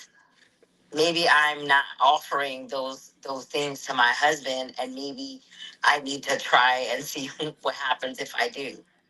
Because you hear, I heard a woman not 2 days ago in a room talking about when she's dating, she doesn't make herself available for the guy that she likes. Like, I'm not going to be that available. She kept saying, like, if he calls me last minute, like, I'm not going. Or if I'm not available, I'm just not available. I'm like, well, if you like him, right, then you move things around, you change your schedule a little bit because you like him too. It's not just about him, right? Because you like him too. So you want to nurture the relationship. But it was such an argument it was so much argument against that. Like, well, why is it you don't even want to show a man you like him, much less cooking, cleaning, serving his purpose. You want to get married, but you don't want to serve the purpose of the family. Layla, you know I love you. Just want you to know that. Thank you, thank you, thank you. Round of applause. Thank you. And That's shout out the to my brother No Chaser in the chat. I'm gonna read this out loud. Act like a lady. It's about presentation, discipline, and self-respect. Think that's a like a fact. side chick. It's about strategic thinking, emotional control, and awareness of reality. What Hmm. if all of this was built up into one woman, which is your wife? And you know what, Chris? You know what, Chris? That made me think. Me and my wife was out. My birthday was, what was it, Tuesday, and it was unexpected. And when my wife get back, she went out and shop. I, gave her some time to go shop while I just sit here, and because content had called me, and I was spoiled as hell. We went to this Brazilian steakhouse, H&H Brazilian steakhouse down here, down the street from our villa down here. And she said, "Baby, order what you want." I try to be conservative with my wife. Mm-hmm. I seen an 18-ounce steak. One of them where we go was one of the most expensive steaks. So I just gonna try my wife. I said, "Baby, I want this $300 steak here." Right? And I got my trimmings with it. And she said, "Okay, baby." And that dinner for our birthday, because she ordered two. I think my wife ended up spending about $500 or $600 because I got me a bottle to go with me. I'm getting my get back right here. And I would just wanted to know her mindset. And just this topic here. My wife is my side chick. She spoils me. She's everything that I need. And I'm here to tell you, we got down here Sunday and we grown. I'm telling y'all, Chris, I'm telling you, the Bible says that in book of Hebrews that the marriage is honorable and all, but the marriage bed is undefiled. I tell you, I felt like I was 19 around here all week long, and I can't wait till she pull out that door because I might get off this app because I'm here to I tell you, it's been there on Johnny on the spot. Then she bought me. We went to. I like fossil watches. She bought me this. She had me this Invicta here, but then I love fossil watches. We went there and she spent like $800 on me a fossil set watch because I love fossil watches. mm-hmm. I'm fucking spoiled, as she always does. But I'm just thinking about in this topic here. My wife is not only my wife, she's not my love. She's just not only my lover, my best friend, my confidant. But goddamn it, I can add she a goddamn side chick. So what a hell of a combination to have a side chick and a wife all wrapped up in one. Mm-hmm. Right. Absolutely. And also, Cakes is on the stage. I don't know if she wants to elaborate more on this, but she did put this in the chat by saying there is both good and bad of these things. Just for your information, you can tell you. Excuse me. You can't have all the positive things of a side chick and not the negative. It Well, doesn't you work that right. way. You got LOL. to deal with them goddamn emotions. And I'm gonna explain why. Go ahead. Because Go ahead, baby. the everybody loves the positive sides of a side chick. She can hold her own. She play her part. She know when to jump in, jump out. But the negative sides is those little sneaky bitches, they be acting nice on the outside, but they're secretly calculating all of the downfalls. So while you think, oh, I'm getting all the good things, yeah, you're not. They also entertain multiple niggas, but just to feel like they're in control. They play hot and cold on purpose because they think it's a game. They tolerate disrespect just to keep the position. And side chicks also like to compete with other women instead of removing themselves. So I don't know. I'm not saying that that's not a bad thing to have, but just as much as good is present, so is evil. So, just want to keep that in mind while you're out here side chick housewife in search. Just do your thing. Well, I ain't never seen a side chick get divorced, but I seen a wife get divorced in a child sex state. Don't come here with that with me.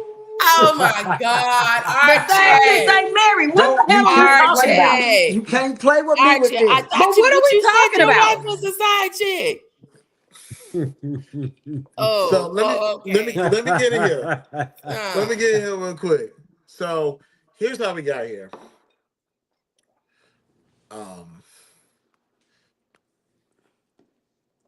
I call this. Granted, I spoke about this before. I always tell the main chicks, you want to keep your man, move like a side chick, because main chicks have that main character syndrome. For those who don't know, Mm, where we at? Excuse me. It's a term that describes a self-centered mindset where individuals view themselves as the often romanticized protagonist in their own life movie. mhm. While it can foster self-care and confidence, it often involves extreme attention seeking, lack of empathy, and ignoring others' needs. Meaning, I am the main character. The supporting cast could get whatever crumbs is left on the table if I decide to leave crumbs for the supporting cast. A lot of people, a lot of women in this case, have main character syndrome, and that's a problem. Now, with okay, I think Archie got a phone call. Let me just drop him real quick, and I'll bring him back up when he's ready. So, oh yeah, PhD, your camera, try to fix it. So, when it comes to the main character syndrome, it's okay. He's back. To a man that is doing what he needs to do for the family, that is cancerous at heart because this particular man is there for you for your every needs. And keep in mind, at least for me, I don't think men ask for a lot anyway. Because Lord knows I don't. I don't ask for a lot. And the little things I do ask for, something like reciprocation, yeah, that's going to damage a relationship if that's not equally matched. So with that, this guy go about his business and just so happened to come across someone at work, someone across at the grocery store or whatever that does something as simple as listen. Because he listened, he now feels heard and feels validated. And I should have said this first, but I had to get the panel in. I am not condoning infidelity. Never have, never will. Let me make that loud and clear. This is not a pass for anybody to go cheat on their significant other. That's corny. I don't respect you. That's not what we're talking about here. So, Chris, Yes, we are. I think sometimes I hear this word reciprocity all the time. It's such a, I mean, we know what it is, right? We know what reciprocity means. But I think where a lot of men go wrong is they don't communicate what the reciprocity looks like for them because it is a little bit different man to man, right? Mm-hmm. All men want reciprocity, right? But what that looks like to each man is a little different. And I think like you can't just ask for reciprocity. You have to say what it is that you want from your woman Right. specifically. And I think because y'all are different, you're not a monolith. So every man, what that looks like from his wife is going to look a little different. So I think we get lost sometimes without the details. And then men suffer in silence because they want this thing called reciprocity, but they can't communicate specifically what that looks like for them. And I think as you mature, you kind of start to understand what it looks like, right? Because you don't get it. So now you start to understand what you're exactly looking for. I think that word has got us in a chokehold these days because while we understand the meaning, it changes from person to person. And I'd love to see the men say, like, I want a wife who listens. I want a wife who's considerate, who thinks of me before she does things. Well, I can see this in her actions, right? I want a wife, and some men clearly communicate, like, I want a wife who cooks, who cleans. Okay, that's easy. Like, those are very easy things to communicate. But when you start having to communicate, like, inner need, intrinsic need, intangible need, right? You're gonna have to be able to find a way to communicate that to a woman. And I'm talking about before you're married, right? Like you got to get that Right. out and make sure she can do it before y'all get married. Right. Because to that, and also this is honestly the remedy of the situation. Those conversations need to happen first. And I Yeah, understand. like first True. month, Right. like first month before you waste any time or money on it. Right. And it could be a conversation, but also, Leia, one thing I also say is you can look at somebody and observe them, and they're going to tell you everything that you need to know. Because that kind of goes to the what you bring to the table, which is a conversation, which is actually a question I do not condone anybody to ask. I don't.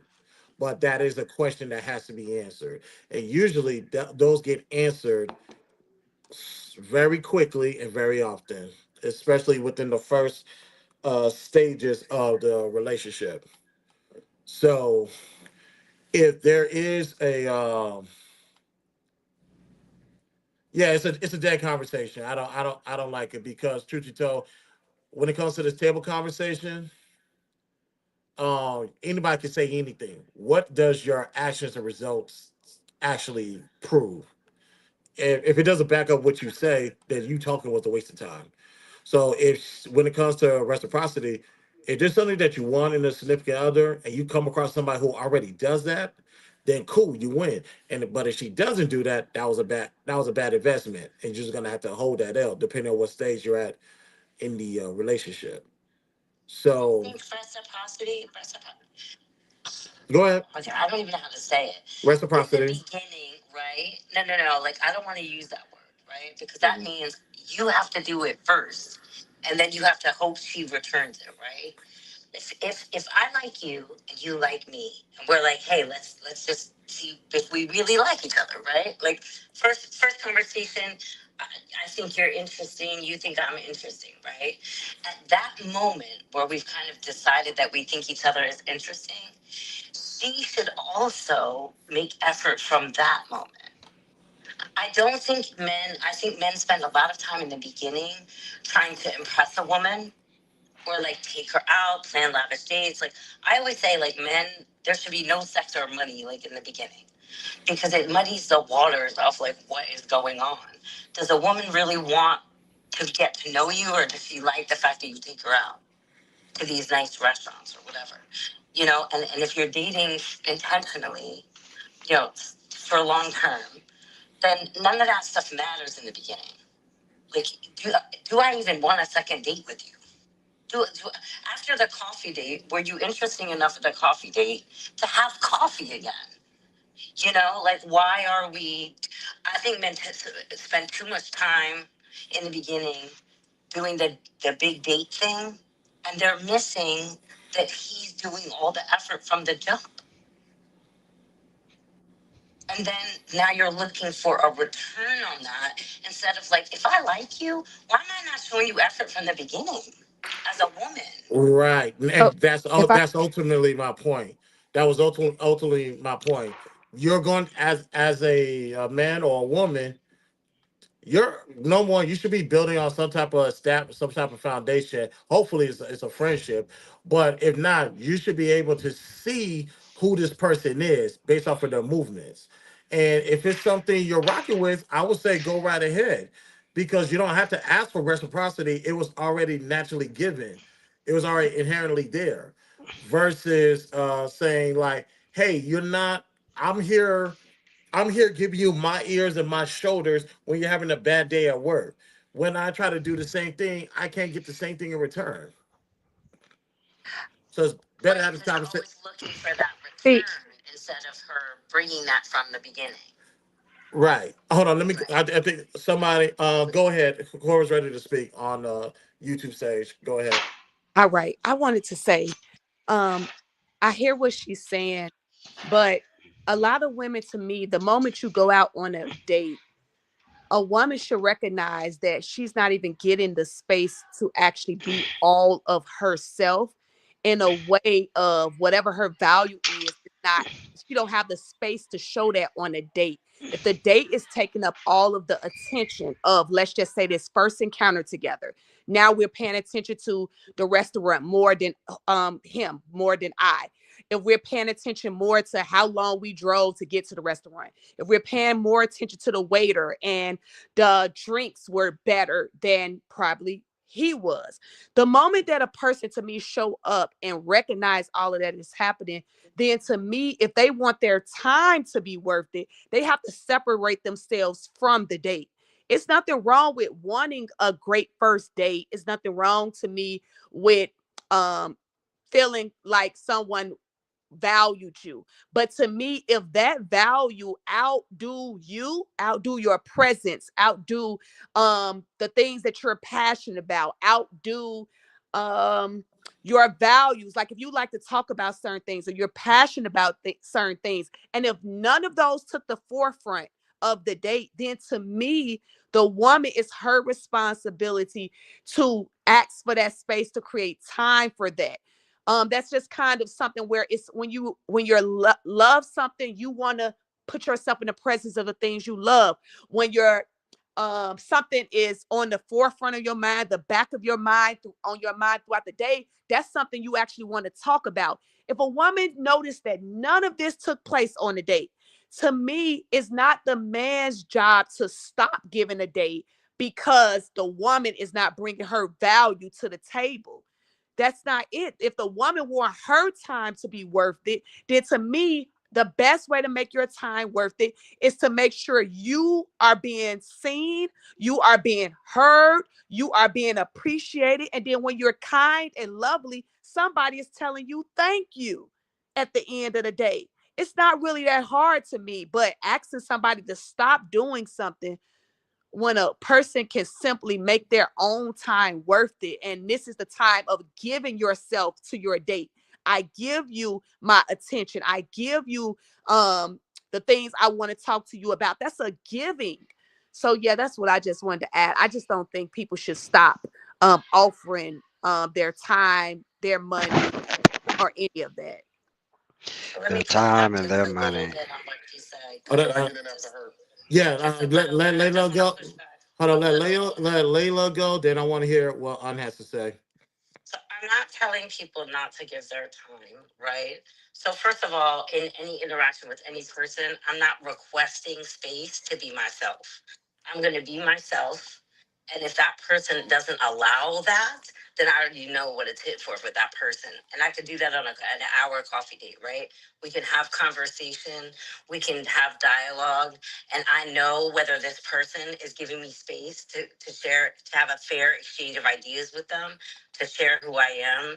I don't need a lavish date to do that. And I can know pretty quickly whether that person will give me space to have a conversation about something that's important to me. I think what's important about not doing the grand gestures right away is that you don't get caught up in that. You really can see whether someone is providing space for you to be yourself where you don't have to ask for it. I don't think a woman should have to ask for space from a man to be herself.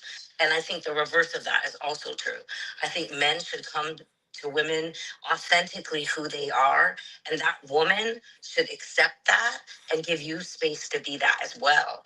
And then you can see, like, oh, maybe this is not the person for me, right? Even if you both give space to be yourself, at the end of the day, it may be that you're not compatible for whatever reason. Maybe not a second date, right?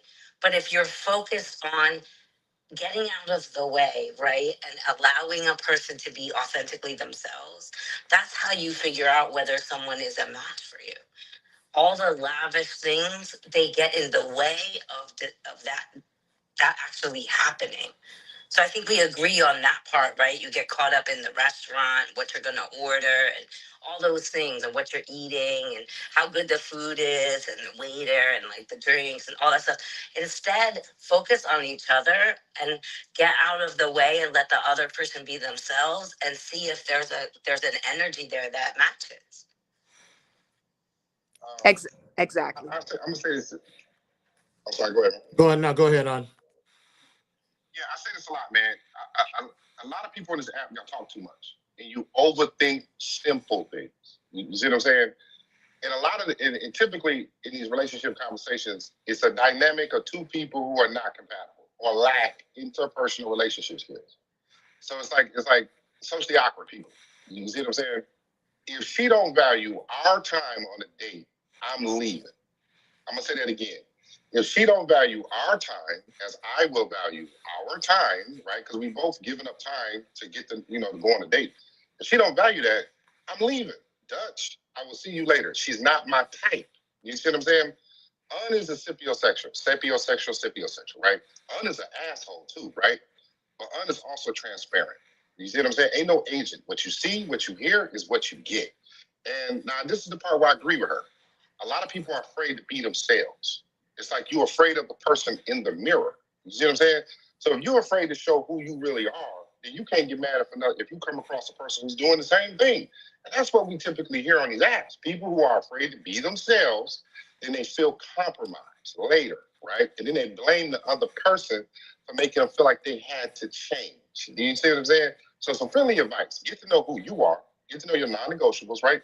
Stop being afraid to be yourself. You're not gonna be everybody's cup of tea. And this is the most profound thing I've ever said on this app. When you walk into a room, stop thinking that you're in a room with other people. Look at it like they're in a room with you. Go ahead. Can So I get up there? when you meet somebody for the first time, you can't guess that they're valuing your time. I wish everybody that was at the table together could read each other's minds to know that that person actually values the last 30 minutes that we spent at this table, or the last 10 minutes, or when they made them laugh. I wish people really had the confidence to know that a laugh is something that I should value. I think the first date, that's a lot. This is where, to me, just good conversation stands out. Whereas, like, oh my God, I didn't know that you actually cared about that. Like, I see you talked about that for about 7 minutes. I see that, okay, that's something that I actually like talking about. To me, you got to give people feedback. This is where given people affirmations, like, oh my God, I'm glad I even came out today. Oh wow, in person your voice sound pretty exciting, or your voice sounds really passionate on this date, or you're very respectful in person. I think this is where people got to give feedback. It makes for a really good date, and then people can actually remember those first things that you said. They really remember that throughout the week. And it's good to sometimes text throughout the week if people, we all know some people are talking, some people are text. But it's good to have some things to text as a remember. I remember our first date. And man, geez, I can't wait to the second one because we got to talk about this. I just think that people gotta stop thinking that people can read their minds, open up. So if you are comfortable with yourself, open up with what you actually like. Stop leaving people in the dark on what you like about them. And then, oh my God, if you don't want the date to end, say I don't want the date to end.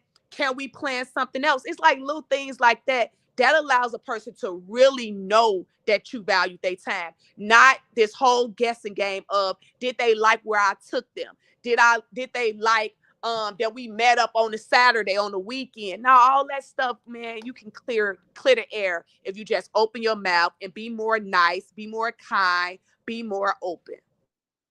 Uh, well, Andrea just started eating because I wanted to get her take on this. Looking very beautiful with them glasses on, with some shoulders showing. I see you, baby. But I wanted to see what was your take based off of what you've been hearing for the past 5 or 10 minutes. If you have the time, if not, I understand. And just let you know your mic. Okay, there you go. You got it. So I don't necessarily think that this is something that you have to ask, or did you like this, or that it has to be communicated. I think body language tells it all. What they're doing, are they engaging in the conversation with you? You can pretty much tell whether someone is really into you or whether they're just enjoying their meal. Are they taking pictures of the food, whatever. I don't think that. Now, the topic of the conversation, the what was it? Think like a side chick? Yeah, act like a lady, but think like a side chick. I think you all are Let me hide behind the chair before you start talking. don't hide behind the chair. It's okay. I think you all are over exaggerating what some women may act like. There are some that don't cater to their men, but those of us that are good wives that hang in relationships for 20 years, of our lives, we are catering to our husbands. We are making sure that they have everything that they need. And it's not because we're acting like a side chick, we're acting like wives. That's what wives do. Wives take care and cater to their family, and which includes their husband. That's really all I have to say. Thank you. Well, here's the thing. I agree with everything you said. And guess what? You, Miss Andrea, don't have what we call main character syndrome. You don't have that at all. The years that I've known you, oh, excuse me, because you're not a extreme attention seeker. You don't lack empathy, and you actually care about others around you. These are great traits to have in oneself. I don't care if you want to be a wife or not. Those are great traits to have as a human being. Well, thank So you. with those, you don't ever have to worry about that, about the idea of moving like a side chick, because you're moving how somebody will want a wife to move, whoever desires that. Now, here is this. Uh, real quick. Content, you there? Yes, I'm here. BT, does that ring a bell to you? BT? BT? Yes. No, it Yeah, doesn't that ring a rings a bell to me. I know who you're talking about. He good people? Archie? Yeah, he Yes. good people. All right. Yes. That's oh no. Say less. BT's on the BTSI show. So Can with I be real petty right quick? go Because ahead. Andrea said body language reads a lot. Some of these women, they ass is doing all the body language that is needed. So reading body language is not the answer these days. Those women that go out for the $20 meal, for the $10 drinks, for the weed at the end of the day, they have mastered Right now, drunk open the door. Open the door. language. So I just need to be very specific that that is not a good sign in this market. I land. It be talking sometimes. So I just wanted to say that it be talking sometimes. But with what I was saying, with what I What was you trying to say, Essie? Golly, we can't help it. Exactly. Fuck. but here's what it is, y'all. When it comes to the like I said, the traits of I should have done this earlier. When it comes to the traits of a side chick, because everybody thinks it's all about sex, like that's a foundation. No, that's not even remotely close. We understand sex eventually plays a part. It happens. Humans, I get it. But what I'm saying is how that initial reaction situation started, and I used the word validation. That was me misspeaking. So I brought that up in the chat, and I appreciate him for doing that. Sometimes something as simple as opening the rounds of communication. The fact of with all this shit that we have to go through on a daily basis, and as much, like I said, we don't ask for much. And every now and then, there might become a time where we just want to get it off our chest. And as men, we are careful with what we convey to our women because we know it's a lot. So we select what to inform them about what's going on with us, and to have that brush off. So it's cool when you have a friend, a coworker, somebody you might have just ran into at the grocery store that just wants to talk and listen. Sel said he disagreed. So I think the link is pinned up top. If I'm wrong, you can help me out with that, and I'll let you up. So when here's what this woman is doing. Because, like I said, take sex off the table. I'm not talking about that at all. And I'm not condoning infidelity. What I'm saying is this to the chick that has main character syndrome, because I'm talking to a specific group of women. I'm not talking to all women. All women. That would be irresponsible of me. I don't do that. So when I'm talking to a group of women that has main character syndrome, instead of trying to get mad, which you have every right to be upset, you have every right to walk away from the situation. What I'm saying is this, because one of the questions that goes through most women's mind is, what does she got that makes her think that she could gain my man's attention? All she did was just listen. All she did was just respond to him based off of what he said, not what she thinks he's going to say, or response based off of what she wants to say and throw his feelings to the side. Sometimes it's as simple as they just want to be heard. Just like women want to be heard about what goes on throughout the day. Men and women go through virtually through the same things too, outside of biology. So when it's time for a man to get it off his chest, he chooses what to get off his chest already, and to get shut down. I'll say this: you shut me down, you might as well seal that door shut, because it's going to be a while before that thing breaks open again. And they go to other avenues and to get to alleviate their stress. And the fact that another woman was able to do that and you didn't. It was something as simple as sitting there 5 to 10 minutes, listen to him talk. Just like he listened to you for 5, 10, 15, 20 minutes. You can spare 5 to 10 minutes of your husband telling you how his day went. It's not going to kill you. And matter of fact, communication brings y'all together. Communication keeps y'all together. Communication will make having a side chick illogical. If you move like the quote unquote competition, you can eliminate them. If you fulfill that one small need, ain't no man going to ruin what ain't no good man with sense is going to ruin what he got at home. It's me and Andrea. We together. Why would Y'all I are? throw all of that away when I literally got everything I want at home? That's a I know fact. that's right, baby.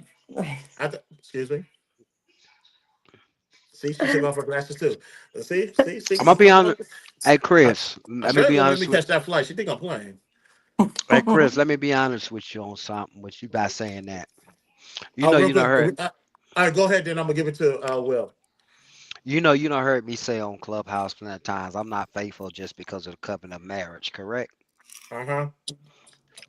I make a choice to be faithful because of what you just said. Even though I know there's more other beautiful women out there that probably I can garner their attention from, it ain't that because I can't. It's because I choose not to.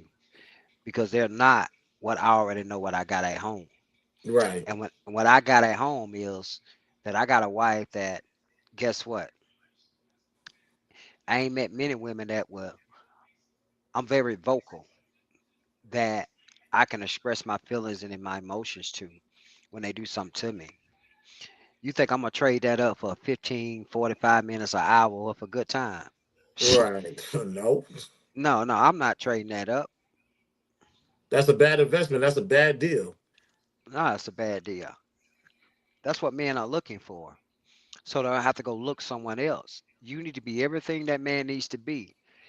And in turn, in order to get that man to be what you need him to be, you just be what he needs to be. And he'll give you the goddamn world. That's a fact. That's a fact. Will, what's up, my brother? What up, though? I'm gonna get you that 75 after the show. Oh, okay. That's not why I came up here, but I appreciate it, and I'm grateful for being a winner. But He's like, where my 75 at, man? We still live, man. yeah, you're good. It's not a problem. But no, I'll I fuck with was you, man. What's good? I appreciate the fact that I believe that was that who was the gentleman that just went before me? Archie. Archie just took everything I was about to say, bro. That's unfair. I feel like he got my whole pocketbook in his mind. That's wrong. That's cheating. But no, man, like I don't understand how people are getting into relationships and then figuring out that they have communication problems. You should be figuring that out prior to you getting to a committed relationship. Right. It's not hard to find out if you can't communicate with a person. It's just that simple. No, I agree because that's ultimately the remedy of this topic. Communications can fix a lot of things. Communication could have been the cure to keep people in their past relationships. Absolutely. All you got to do is open that lane and talk. That's why now I understand that the topic may not be too pleasing to most people's ear. That's why I said look at this from a different perspective, and you'll see what I'm talking about. And the cure is real simple. Have that conversation with him. Sit down and talk. Like a good like I know a lot of people on this app, and so I wanted to actually talk to you because I heard bits and pieces of you on Iz's panel the other day, and ruthless being ruthless again. Um, there's something to say, ladies and gentlemen.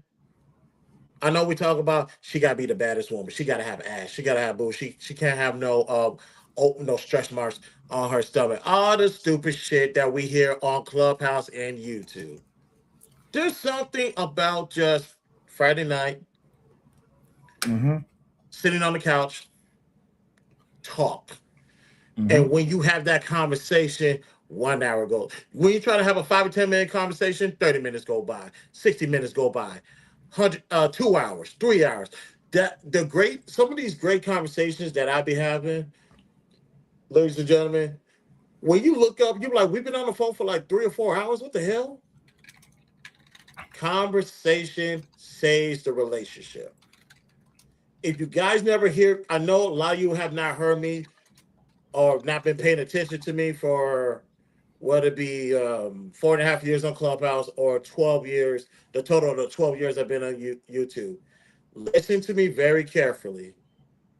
Conversations saves the relationships. If you want your relation, when you have a problem, don't go to your friends. Go talk to your significant other.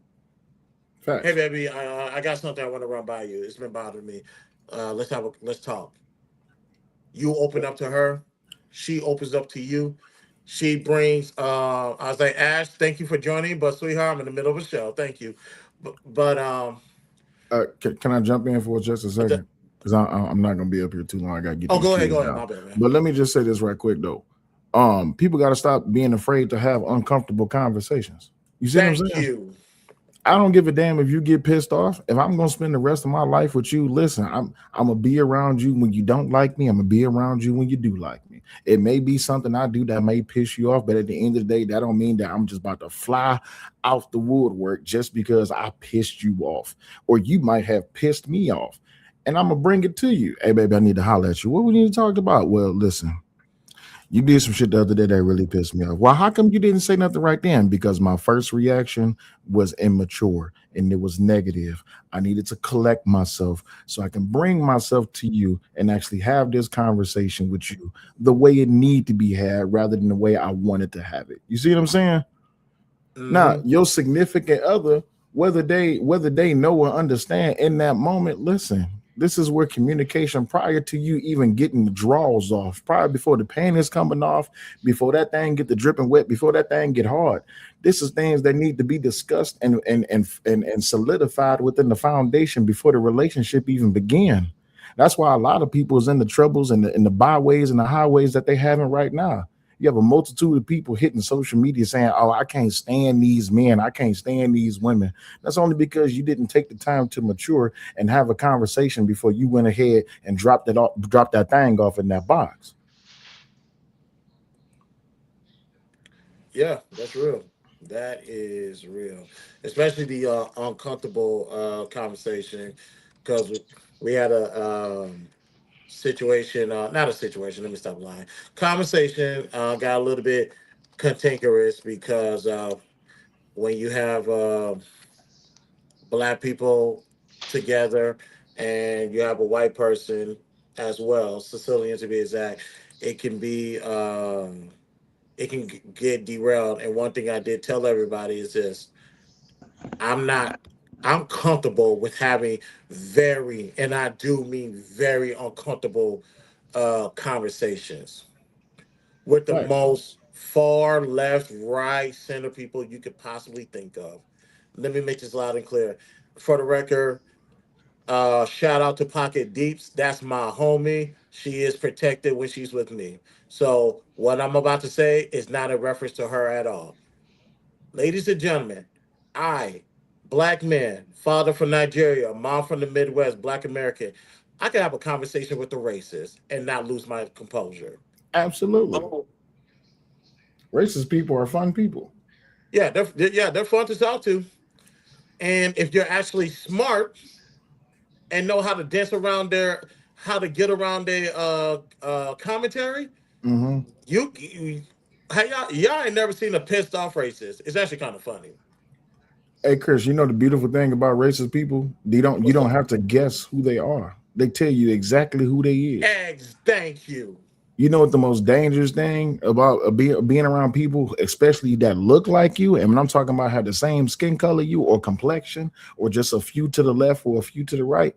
Hell, they backstab you more than the racist people do. Hell, your family backstab you more than the racist does. At least the racist will tell you straight up, don't you blink, don't you turn, Right, don't you because I like move. my racism overt versus covert. Absolutely. I like it out in the open. So, yeah, that's why if you could tell me who you are, and obviously take racism off the table and put whatever you want. That's why, and this is, and again, conversation yesterday when we was talking to people in Welcome to Louisiana. When it comes to women that has all these women that have a past, I'm comfortable with talking to them because at the end of the day, they're still humans that made a couple of decisions. There were some outcomes to said decisions, and guess what? Here we are right now. And guess what? As much as they get their lives better, them babies not going anywhere. They're still here. So I treat people like human beings. They tell me who they are. They're comfortable with having conversations with me because I don't make room to judge them. Let's just have a conversation. This is why I say some of y'all losers. I'm not gonna call y'all incels because there's no such thing. I'll talk about that later. I was gonna say some of y'all losers don't know how to talk to women. Hey, Chris, is there a queue for the people on club or how many? Yes, and I'm next. Yeah. I got here. What are you talking about? But yeah. No. There's no queue. This has been popcorn style. We're just going back and forth from YouTube to Clubhouse. But you can hop in there. Go ahead, because you was in the room yesterday too. Yeah. Speaking to the, I'm gonna speak to the title. I agree with what Will was saying. I said it in the chat, and he came back. I think that was Will who just spoke. Yes. He said the same, right? Where he was saying people don't even know themselves. They don't even know who they're in a relationship with. They should have that communication before they get married. He said what I said in the chat, where he was like, they're not even having that conversation before they have sex. Mm-hmm. You know what I'm saying? So, and then if you think about it, I say this all the time on this app, the red flags that materialize probably the first 6 months of you knowing somebody. Those are typically the red flags why you break up, why there's a divorce. People ignore them. People don't even know they're non-negotiables, right? And then if you had non-negotiables, that would help you weed out the bad apples and find the person you're actually compatible with, right? Now, speaking to the title, a hoe, right? Compared to a wife. Okay, I'm getting some pussy. Okay, I got my dick sucked. Okay, I had somebody to call when the comedy show came in town. Or okay, but we both still go home to an empty house. We didn't build anything together. A wife, the value, and I'm talking about a healthy relationship. I'm talking about the dysfunctional shit. I'm talking about a healthy relationship where we both are practicing interdependence. I'm going to get way more value out of that relationship dynamic than I would with a 304. I may get satisfied. Oh, that coochie was good. Oh, that ass is fat. But I'm not getting any value as in things that you would find more important than just sex, right? If whether you last 2 minutes or 15 minutes, whether we do 1 round or 5 rounds, once it's over, that's it. That's done. We're not doing nothing else. And even in a relationship, if you think about it, nothing's wrong with being satisfied sexually. That's not the problem, right? There's 24 hours in a day. The least thing we're going to do together is fuck. We're going to converse. We're going to laugh. We're going to interact. We're going to do. So I want to enjoy the person I'm doing that with. I want to know the person I'm doing that with, right? Because we're going to spend more time doing that than fucking. I would like to think we're doing more of that than arguing. Right. But I have to get to know her, right? So I know how to approach her when she's happy. So I know how not to approach her, not to make her happy. So I know how to approach her when the relationship kind of goes into a valley. Even healthy relationships have peaks and valleys. But if we don't work on that, how do we work on a rapport if we don't communicate? If we don't know how to communicate with each other? No, that's right. So hold on, JP. Let me see if Ash wants to get in there first before you. Ash. I do. Thank you so much. I just wanted to say I agree. I feel like I want to meet the men that want to have those conversations. It just seems like women like me can't find those men because there's like a huge hay of men that are still lying, that are still covering up things. The men that I feel like women like me enjoy are the ones that's transparent, like unsaid. Tell us, let's have that difficult conversation, even on the first date. And I feel like that's gonna get us way further than talking about our favorite colors and favorite foods, which is still great to talk about. But let's take this a few steps further. So thanks for saying that. I appreciate it. All right. JP, you got it. That's out to the room. What's happening? Archie, I see you in YouTube. What's happening, brother? This is what I would say. I was talking about this in another room earlier. There's a bunch of people who really don't want to be in long-term relationships. So you was talking about communication, right, Chris? Mm-hmm. Why are people not having that conversation? I think I know why. Because it's a virtue signaling thing. Like in reality, you don't really want, and it's not because, it might be because you're not ready. It might be because you are not in a position to have a long-term relationship with this person. You understand what I'm saying? Because of work or career, y'all living in different cities, whatever. And for whatever reason, in this era, there's a stigma against casual relationships. I don't know why. Right? Because everybody's not trying to have a long-term committed relationship with most of the people they meet. That's just not where they at. You know what I mean? You got people out here that's, taking care of sick family members, that's making sure their little brother and sister getting school or whatever. They got other priorities. So then my question is, men and women, why is that such a hard conversation to have? Why? Y'all gonna enjoy y'all little few months together, right? Y'all gonna break up if that's what y'all want to call it, and y'all gonna go y'all separate ways. And nobody ever really know, right? It's just the time that y'all spent together. There's certain women used to write songs about and men too, about them kind of relationship. They used to call them love affairs. Chris, remember that? Mm-hmm. So that's what I think people like. Have the conversation with yourself. You met this gal, you met this guy, and they are dope and they are attractive and they're a lot of what you want. But either one or both of y'all ain't there yet. But y'all still want to kick it and go on dates and go to the game and go to see this person and go to the tailgate party and go bowling. But y'all just ain't there yet. Why is that so difficult? That's an honest question. I think they're just blinded.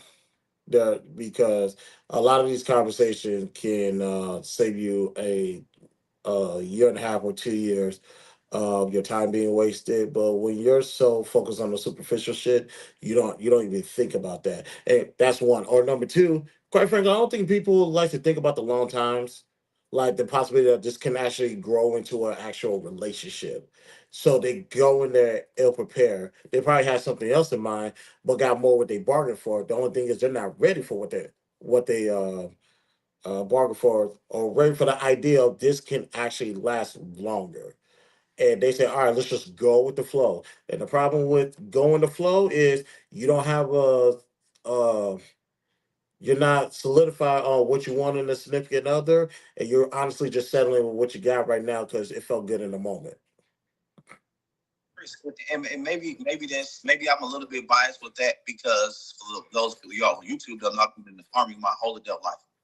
And he served some of y'all, maybe know people that served or served. Mm-hmm. Hey, bro, it's very common for you to go get stationed somewhere or go to a school that you finna be there for 4 months, a year, and you meet this girl and she dope, but she's not trying to go back to the States with you or go to this area with you. She's trying to stay where she at. So y'all gonna have a little relationship and y'all gonna kick it, and the sex is gonna be great, and the times is gonna be great. But when it comes to an end, you had that last little hoorah, and then you move on.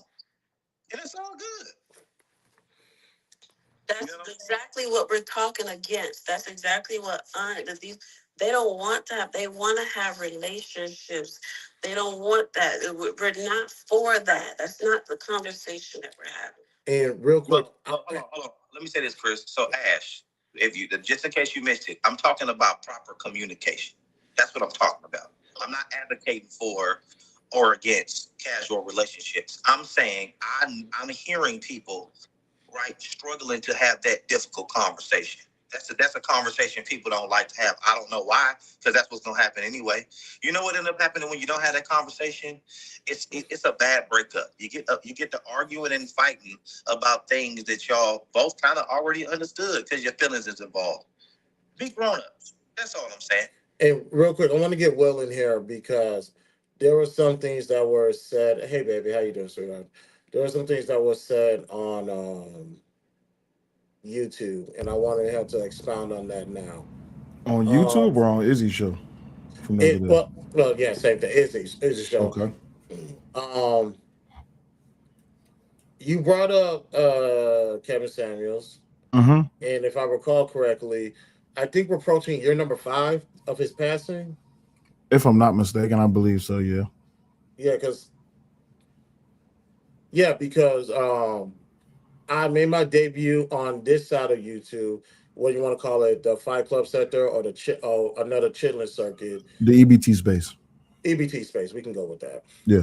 It was the day after he passed away. That's when I made my debut. Matter of fact, Content and I were trying to, excuse me, come up with the idea of when to go on YouTube and interact with Anton, Q, Angry Man, and all those people. We were just planning and waiting, and when Kev died, it's like tomorrow's not promised. Yeah. When I went on, and I've been on there ever since. So I think that's been 5 years now. You blame. I want to make sure I get this correct. Do you blame Kevin Samuels for how some of the men are today? No. What I said, and I'll clear that up. What I said is that what Kevin did was he took the talking points, put a suit on them and a tie, and he gave the majority of most men who hate women a golden ticket and validation as to why it is that they hate women by always going after women. You see what I'm saying? So this is why this like the incel community, right? I know you don't believe in it, but don't forget I interviewed one of them. But the incel guys, they don't hate women. They just don't like the women who are not a part of that phenotype or that they're attracted to. And the majority of these dudes, since they naturally treat women a certain type of way just because of how it is they was raised, which is particularly or specifically by their mama, since they can't say the things to their mama that they want to say to their mama, they say them to the women. And what Kevin did was, don't get me wrong, the manosphere and the black manosphere, they was already on trail to creating great talking points as far as what it means to be a man. Where it got undervalued was is that it all became this whole go after the women thing. When it comes to sharpening iron and evolving what masculinity is and what manhood is, it never should have been about the women. But since everyone promoted Kevin on how it is that he checked women, and that's why they referred to Kevin as the godfather of the space, the godfather of the black manosphere. And it's just like, nah, Kevin just made it okay. He made it cool to check women as a black man. But then he died between the legs of a prostitute. It's like, wait a minute, bro, what are we talking about here? Are we talking about actually sculpting relationships and doing and saying things in a way that's actually shaping men the way that men need to be and women being shaped the way that they need to be? Are we always going to just be participating in this gender war unnecessarily just because it's all for a like, a share, a subscription, and a cash app and a super chat? Are we actually having real legitimate conversations, or are we just saying salacious shit just because it sounds cool? You see what I'm saying? Mm-hmm. That's why I say Kevin went wrong. Can we respond to him? Can I respond to him? Who's going first? I Um, can go, but can I go after content? I uh, heard Un first. okay. Content go. I spoke 2 times in a row. Let Un go first. Let's do that for you. We're gonna I let go after content. content go. I just want to ask that gentleman who just got to speaking, how many men or women he's helped get married. Why does that matter? It's not a trick question. I just want to know. It's not none. I have not. I've helped none. None. Absolutely none. Okay, so I asked you that question because you were talking about the gender war, and you were basically saying you didn't say it verbatim like this, but why are we having this conversation? Why are we not talking about solutions? Is that kind of like what you were saying? I don't want to misquote you. No, not at all. That's not what I was saying. What were you saying about this gender war? What did you end off your submission about gender war?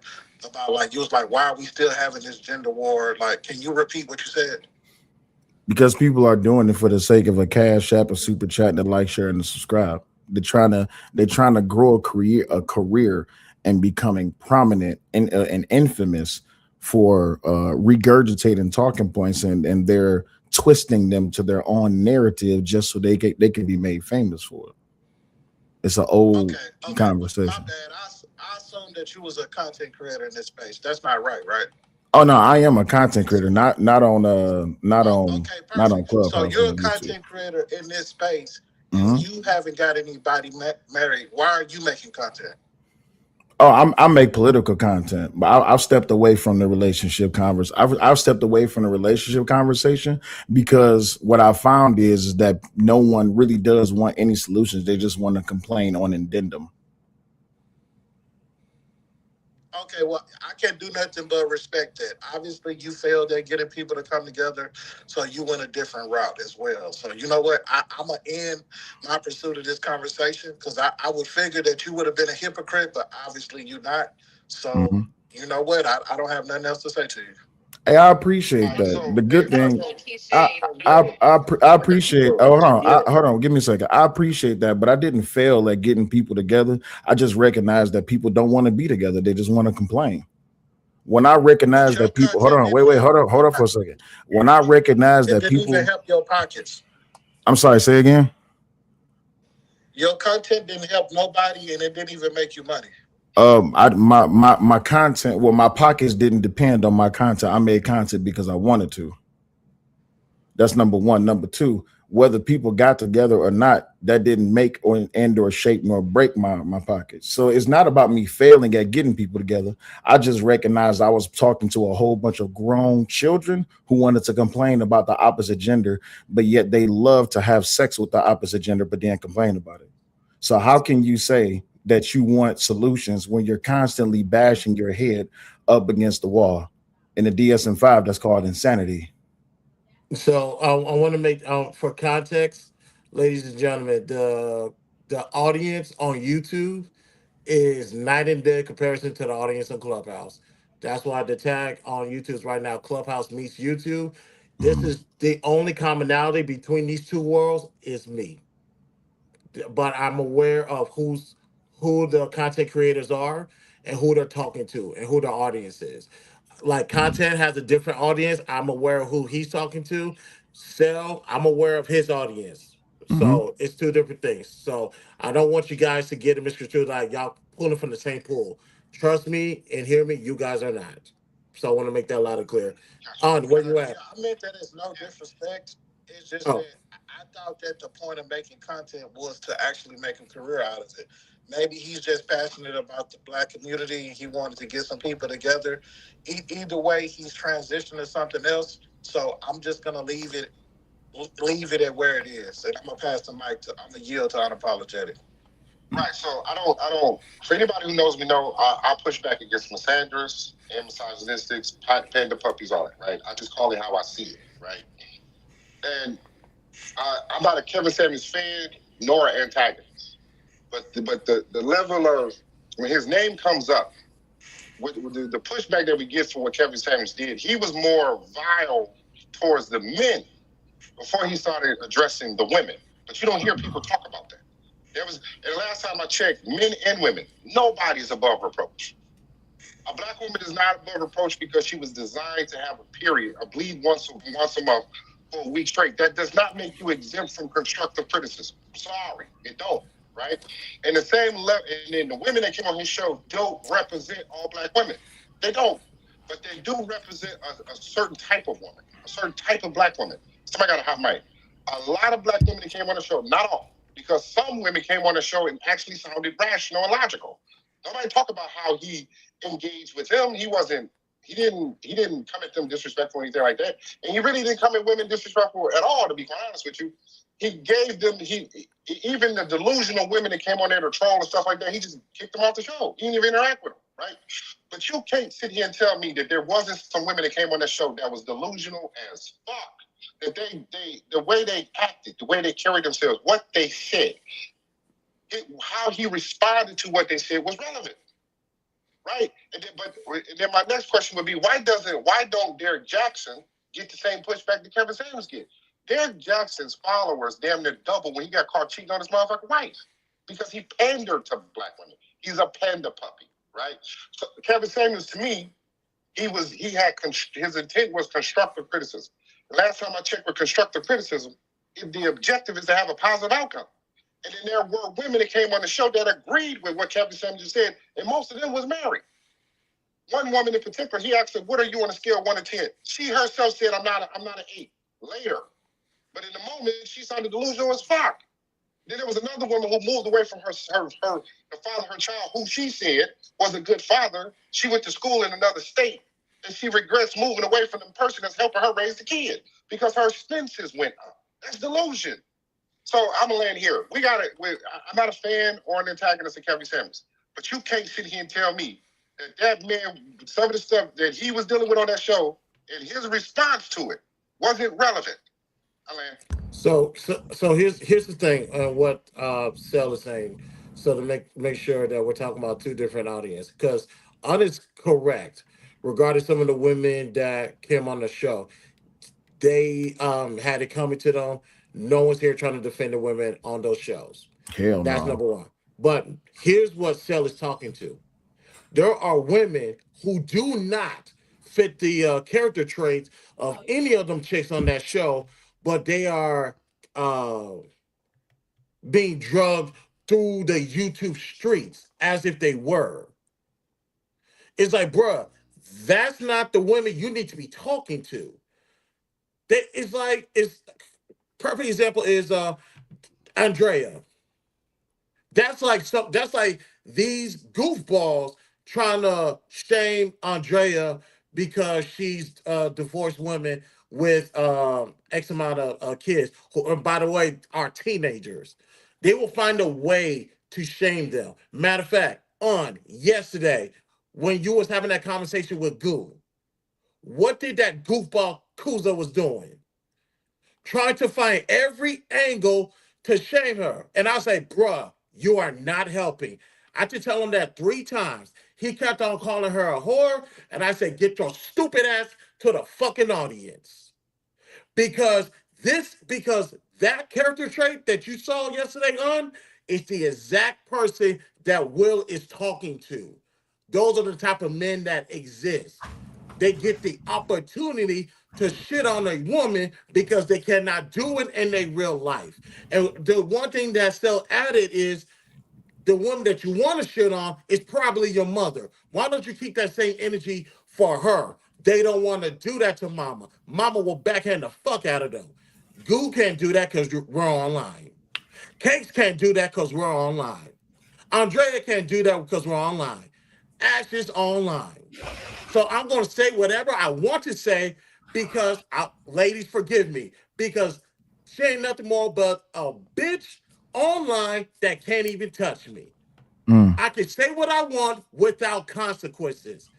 That's the character trait that Sel is talking to. Woe But to the that's nigga that thinks that See, bullshit. but Woe to the that's nigga that think now, that he's super slick I agree. and that there's some of us females that won't have somebody come and touch you. Woe to you, bitch No, nigga. no, no, no. But I got you but guys. hold I on. got But you guys. I got you guys. here's my thing, and this is the So reason I what I agree with appreciate. what Tim said. This is what I agree with, right? And I say this all the time. So like I said, I'm transparent. I'm trying to be fair and firm, right? I didn't agree with everything Kevin Samuels said, but the push I was what I just spoke to was the pushback he gets. You see what I'm saying? Mhm. Now, if everybody stops and listens, right? The delusion that we see that we hear a lot of men talking about, right? Anybody who knows me know I'll get at the misogynistic dudes, right? Right. But when you listen to what the misogynistic dudes are saying, they sound like the male version of the females they're talking about. Facts, and that was the Okay, point. we agree. But that sort cuts both ways. There we When go. you listen to these misandrous women, right, they sound like the female version of the men they're talking about. Absolutely. And in both sides, neither side know they get offended with over. So replace gender as I talk, right? If the man is talking, it's a female. If the female's talking, it's a man. Okay, just place that right. They don't know how to articulate themselves. Like I make a concerted effort to say those women. These are the women I'm talking about. This isn't applicable to all women. And y'all hear people respond to me, like I said, black women in general, right? Then men get mad because they generalize the men, right? Then when men talk, they're saying the same thing. They're saying black women like in general. Then they'll say, well, I didn't say all. It's like nobody or most people failed English. They don't know how to articulate themselves. And I think that's what's adding to the contention also. Absolutely. Hey, Chris, what's the brother's name that was just speaking? Unapologetic. Unapologetic. So unapologetic. Let me give you a little bit of context and why it is that I made this statement. So it was a gentleman. I'm gonna call him Truthless. It was a gentleman that was on the panel, and he was up there saying every salacious thing about women. He wasn't saying black women, but he was just saying women, right? He was saying everything that you can possibly think of about women, about why he don't want to marry them, because women they should not have autonomy when it comes to marriage. They should not have control over their body. They shouldn't have control over nothing. That women are just useless. They pretty much just are meat rugs, and that when it comes down to it, he should be able to have all the women that he wants. So there was a question that was posed to him. Why does he think this way? And that's where he brought up. Well, you know, the late great Kevin said. The late great Kevin. I said, see, it's Negroes like you. This is what I said to him. It's Negroes like you who give Kevin Samuels a bad name.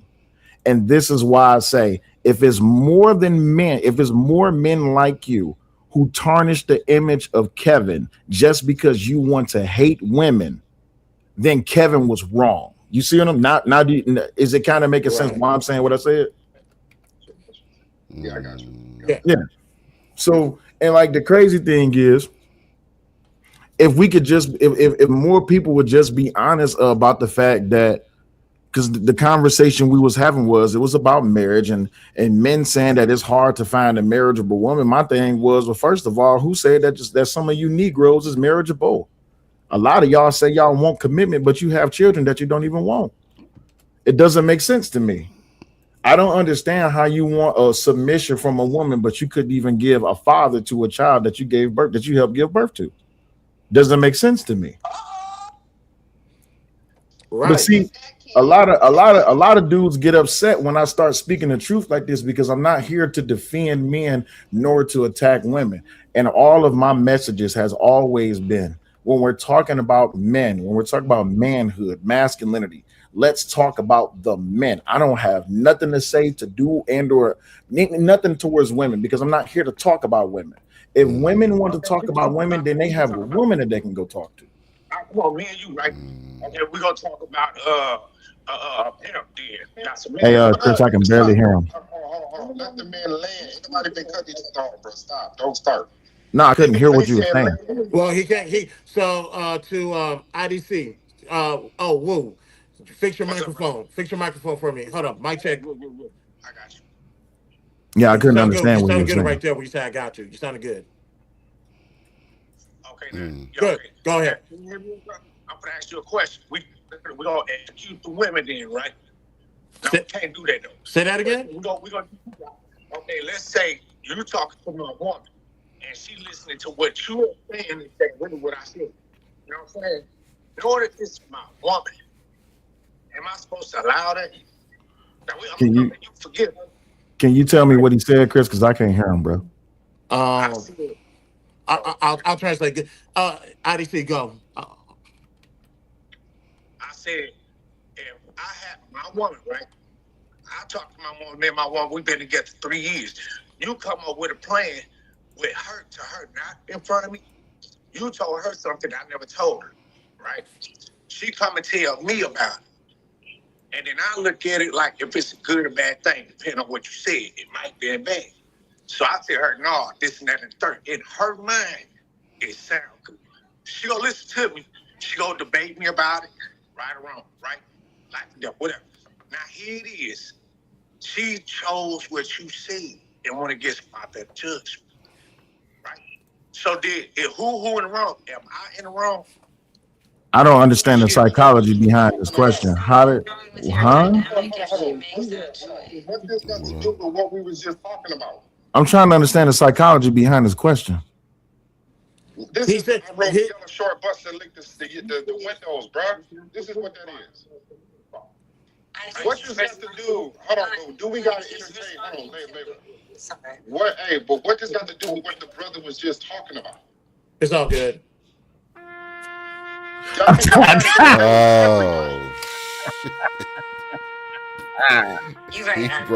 He brought it back. Oh. I don't know what the hell homie talking about, but he can go to the hallways with that stupid shit. But see, but hold on, wait. I gotta address it because even though I heard a little bit of what he was saying, first of all, if your woman is coming on the internet listening to another man and then bringing it back to you, I got a problem with that. Yeah. If I'm on the street and I'm out here preaching, well, you know what? You can't even. I don't even see why he asked that question because guess what? Your woman go listen to the pastor and bring it back to you. You still don't listen to her.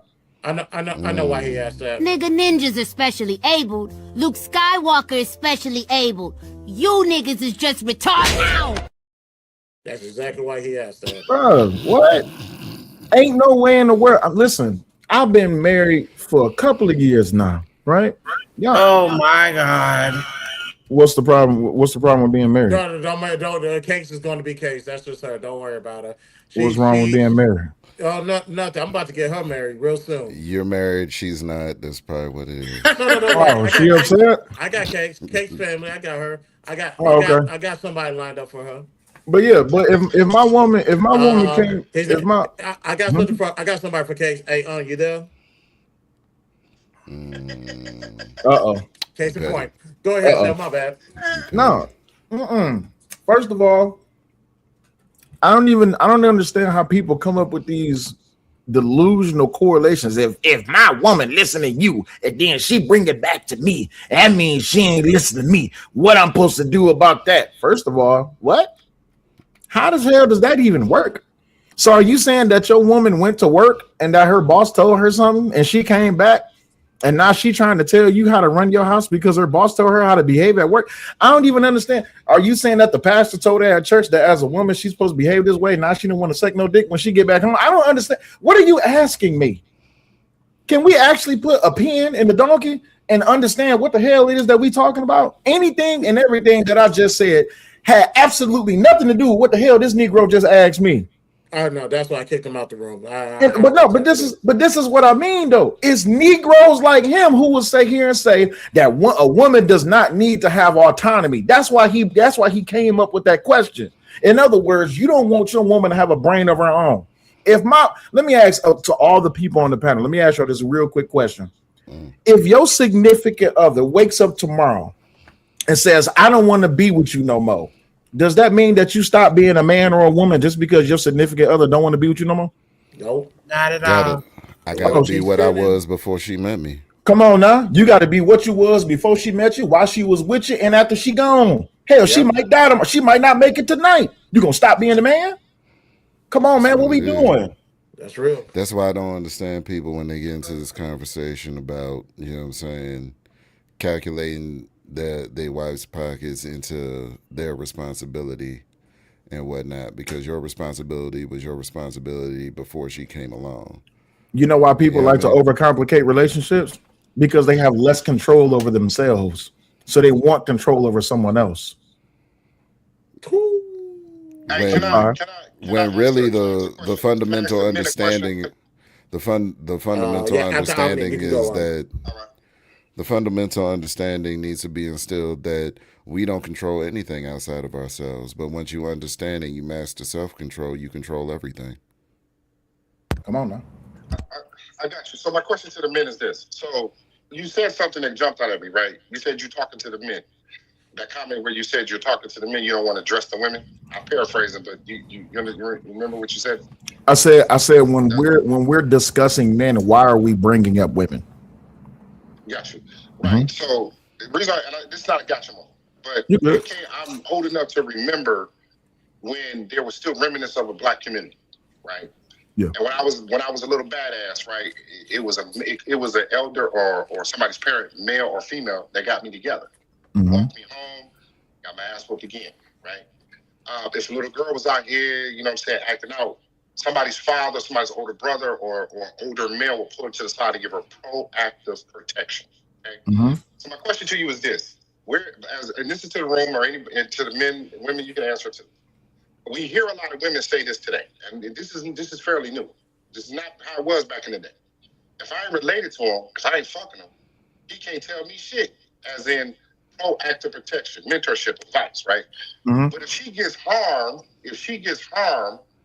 my reactive protection is expected. So am I wrong in saying if I can't give you my proactive protection, I ain't giving you my reactive protection? I love the question. I'm a nigga from Detroit. Let me go ahead and say it like this.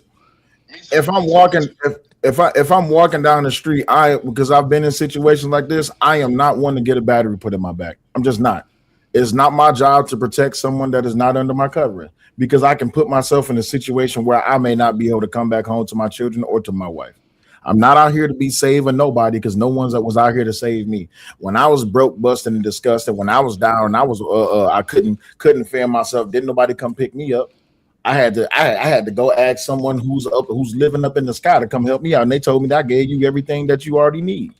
So to answer your question, when it comes about community, when it just comes about unity, when it comes to people actually looking out for each other, we've tried that time and time and time again. But people have come to the surface and said that if you, I'm going along with what you said, because what you said is a true statement. If you ain't fucking financing, feeding, I can't remember what the other ones is, fucking financing, feeding, or housing me, or facilitating, that's what it is. Then you can't.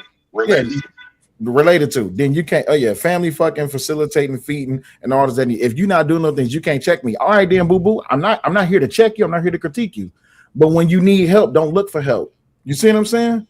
Because that's just the way life is. Oh, I can't believe y'all let him talk to me like that. It's not my job to protect you. If anything, why did you put? If anything, what's the context to the situation? Well, I was having a conversation with him. Okay, is that your man? No. Do you have a man? Yes. So why are you talking to him? That simple, that easy. That's real. I mean, I miss the good olden days. I came up on my mama in '89. I miss all of the legendary stories, the stories about the olden way and the great way that the black community used to be about each other and used to be for one another. But I also remember that coming up in my time, that it was this whole mission to destroy black men and to get rid of the black family by way of black men and promoting the bad behavior of black women. I also remember that there has been an uprising of black men combating all of the endeavors that has been faced against them within the black community. But I also remember this too, that black men has been speaking about or speaking out in the inequities or against the inequities that they have been facing within the black community. And what did the black community do? They gave them dust. So that lets me know that the black community is not about unity. It's about how that old statement go, get down or lay down. I can't be with them. Now I get it. That's why what we talk about. You just got like one, all skill folks ain't your kinfolk. So another thing is you just gotta be around people who are like minded like you, and you'll be surprised of the people that are like minded like you still look like you as well. But also the ones that are against you still look at you as well. That's why you gotta go through something a little bit more deeper. Like I'm looking on the stage right now, and I appreciate everybody for being here. Contest my people. Contact Cakes, Franklin, Nacho, Layla, On, Ash, Grizz, even Trap's crazy ass is on the stage. This is what he did earlier this month. Hey, I can't say nothing wrong about him. He got my respect for what he did um a few weeks ago. And of course Mm. on the panel, that's everybody on the panel, that's YouTube panel, that's easy work. That's all my people. We all look the same, but we all move the same. We have a commonality for one another. So, am I here to save all black people? No, I'm only here to save people who believe in the same thing that I believe in. What do we have in common? That's what I'm here for. So yeah, I wanted to put that out there. But do you guys shoot? And we are at the 3.5 hour mark. I think this might have been my longest stream ever. I could be wrong. Good show. I like this concept that you got going on, G. This is a very good concept. You cut out your own lane. No, I appreciate it, man. It's Word. we're gonna do more of this. I'm gonna get a better. My biggest regret right now, because I was doing this yesterday, to do Club Deck and put it on StreamYard, but my computer can only go so far.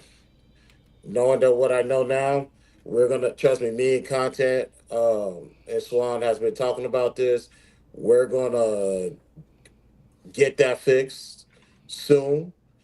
So there's gonna be more conversations like this. Like I said, these are the uncomfortable conversations that I was referring to. And actually, this is not the even y'all could talk to Omni and Cell.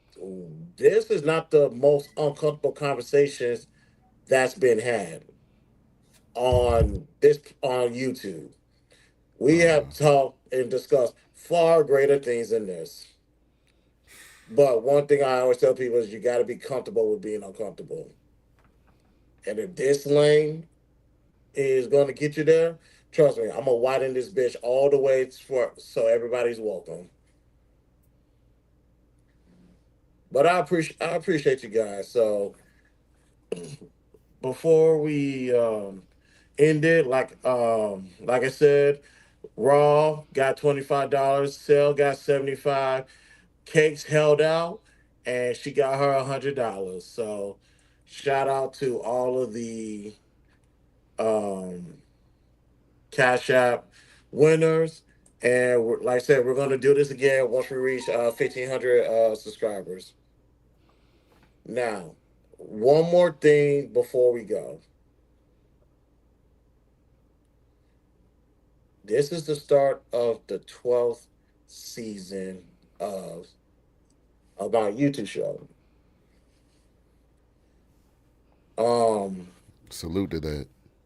I appreciate that, man. Thank A you. lot of people wouldn't be able to stick it out that long. A lot of people ain't got, you know what I'm saying, what it takes to stick it out that long. You know what I mean? I salute perseverance. I appreciate that, man. Thank you. Bob, it's A lot of people said there's I can't do this, I can't do that. Gate cap is the proper word that I can Mm. think of. Didn't nobody want to show me how to do none of this. And no one going to teach me. One of the things that I learned in these 12 years is if you want to get something done, you got to go do it yourself. You got to go get it out the mud by yourself sometimes. And all I had was little to no equipment. Not much has changed since then, ladies and gentlemen. If you guys go back to the intro of the show, the countdown, that was me on my first episode, sitting down in a studio apartment. And I kind of missed that studio apartment, but hey, growth is growth. From a Android tablet that I had, transition to iPhones. Obviously, I had the Samsung, a Galaxy, whatever it was, where I made the background black and white, and me in color. That was literally the best camera I have ever had. But dealing with Androids, you get what you get. So that's why I went back to iOS. Um, Hey what man, ain't no else? Team Droid slander. While I'm on Hey, the pen. hey, yo, my man's ain't no hating on Androids, big dog. You know what I'm saying? I'm a man that has a lot. I'm a man that desires to do a lot and has ideas. So it was just a graduation day for me. Mm. And what have I done, ladies and gentlemen? On back in the day when you had to record, edit, and then upload, those numbers did not look great. I'm not ashamed to say it. Those numbers did not look great. Some of my streaming numbers don't look that great neither, but I'm proud of what I did because sometimes I'm a hit a home run. I had no business sitting at 64,000 views on a fucking Ti and Tiny at a red table. And that was not my best Mm. editing. That was not my best articulation. That was not one of my best videos at all, ladies and gentlemen. But 64,000 people on YouTube thought it was. And now let's transition to the streaming side. Decided to incorporate studio artists. I wish Diego was here. She was there when I first did it. Shout out to Diego. Um, And when it comes to having people actually sit down and watch my stuff, you think I had business with the little resume that I had? Did I have any business interviewing angry men? Hell no. That's literally the person that coined the phrase "the Black Manosphere." My resume didn't warrant that, but I did it, and I said, hey, I wanted to do an interview. He said yes. He didn't have to do that. Most of my success on the season 8 and onward, as far as the streams, the watch hours, all that stuff, that came from Beano Nation. Beano Nation. So shout out to Angry Man. And also 3 short films. Not one, not two, three. One short film in DC. Second short film, Detroit, Michigan. Third one, between Houston and Dallas. Shout out to Brittany B. Love you to death. Thank you for helping me with that. What am I saying? With the little shit that I have, ladies and gentlemen, there is nothing you cannot do as long as you have an imagination. I don't want to hear any more excuses. You literally have a computer in your hand right now. You can do whatever you want. You can reach heights that you desire. Go get it. Stop saying, what if this? What if that? If was a fifth, we all be drunk right now. Sober the fuck up, and whatever your desire is, go get it. If you need help, I am here. I'm not in the business of charging people for my insights. I want to give out my shit for free. I know maybe one day that will come, but it ain't gonna be today. It ain't gonna be during the 12th season. And speaking of this season, What do I have plans this year? I want to do more interviews. Ladies and gentlemen, when it comes to finance, I would like to interview unapologetic. When it comes to the younger generation and their mind states and being ahead of the curve, I would like to interview Trap one of these days.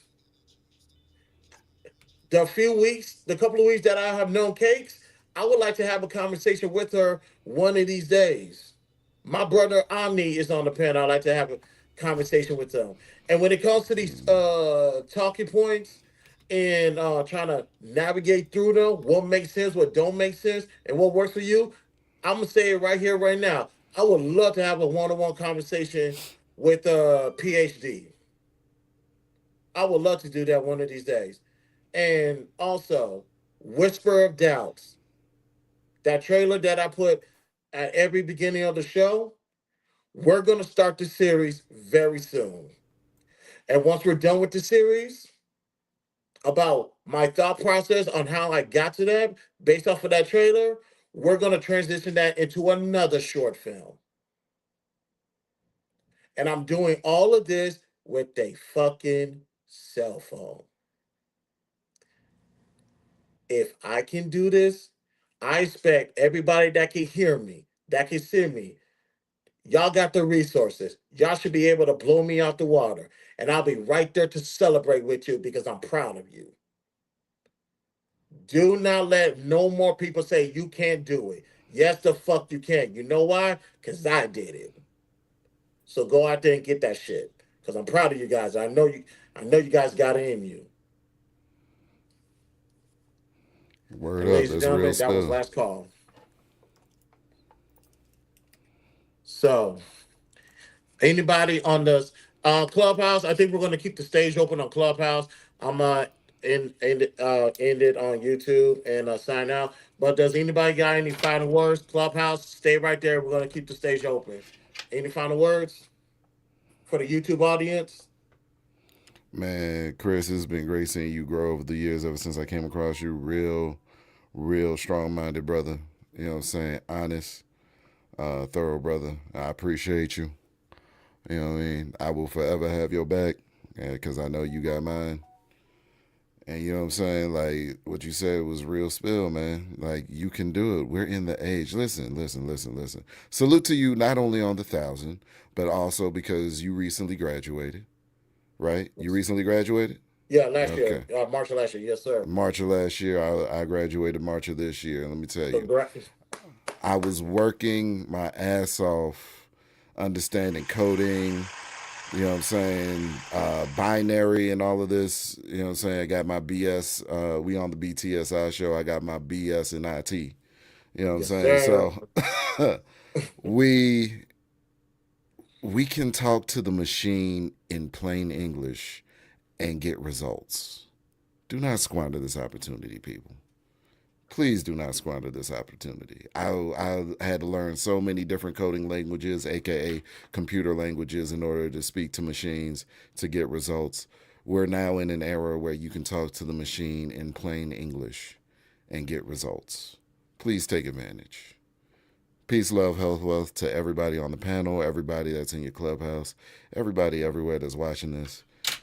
And y'all have a good night. Appreciate you, Chris. My brother, thank you, Omni. That was Omni, ladies and gentlemen. Um, PhD, you got any final words, man? I appreciate you pulling up and the work that you put yourself through. You look great, man. I'm happy to see you. Real talk. Appreciate it, man. Appreciate it. Yeah, just trying to find me a wife, man. So yeah. Well, I opened a lane on YouTube, so who knows? Like I said, many times as we spend time on Clubhouse or on YouTube, hey, don't be surprised you find your significant other here. Trust me, we've seen it happen all the time. So blessings to you, man. All right, thank you. Hey, Cakes. Hey, you look good. Oh, thank you. I wanted to go ahead and let you know that. All right, all Thank right. you. All right, PhD. I'll see you in the club on the clubhouse side. All right. All right, man. And to our grand prize winner of $100, she held out to the end and made it. I'm so excited. Thank you so much. Mm-hmm. No, but I just wanted to say, Chris, thank you for the opportunity to come on here because, you know, not too many times do you have a lot of spaces like this that bridge Clubhouse and YouTube. So this is kind of dope. I feel real futuristic on this little YouTube thing. But like I said, I do want to thank you for having me on tonight. And to the ladies on Clubhouse, please don't be no stranger. We need some sexy faces, okay? Just don't be no gremlin when you cam up. That's all I ask. And speaking of pretty faces, y'all ladies are fine as hell. All of y'all that came on the panel today, thank you guys for looking like what I see in the PTR. We are going to have a conversation one of these days about how some of y'all just need to leave y'all PTR. Leave it where it's at. You found the right angle. The sun was doing his job that day. Thank God. Leave it at that. Because hey. This is all the more reason why I'm on camera right now. Who you see is what you get. Ain't nobody hiding my face. And Andrea, I guess Andrea made sure she came back. Sweetheart, you already know how I feel about you. But any last words?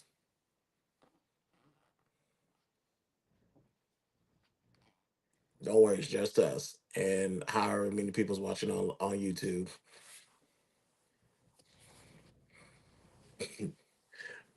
But Andrea, any last words, sweetheart? My sound keeps going out, so let me leave off of Clubhouse real quick. Oh, we can hear you. Yep, I Yeah. was getting background noise, so I needed to leave Clubhouse. Hey, great show, Chris. Really, really good show. I'm glad that you and Content came up with this idea to bring it on over here, and I applaud you for that. I want to dig deeper into some of these conversations that you're having about the male-female relationship, so I'll be here for it, okay? And I I appreciate you. appreciate you. Thank you so much, sweetheart. I'll see you on the club outside, okay? That's All it. right. That's all I have. All right, baby. Thank you, babe. And I can't hear you. That's okay, sweetheart. Don't worry, I can see you. But let me go ahead and get ready to end this. This was a great situation. Content, are you there? Swan, are you there? We all on this side, bro. Yes, I'm here, brother. All right. I'm on the clubhouse side. Good. We're gonna keep this clubhouse room still shaking. Appreciate you, man. Bruh. Yeah. When it comes to this side, I need everybody to understand. Me and Contact prior to Kevin's death was talking about this. Actually, hold on. How long has Kevin been gone? Real talk. No, he's been gone since 2022. So that's 4 years. I said 5 years.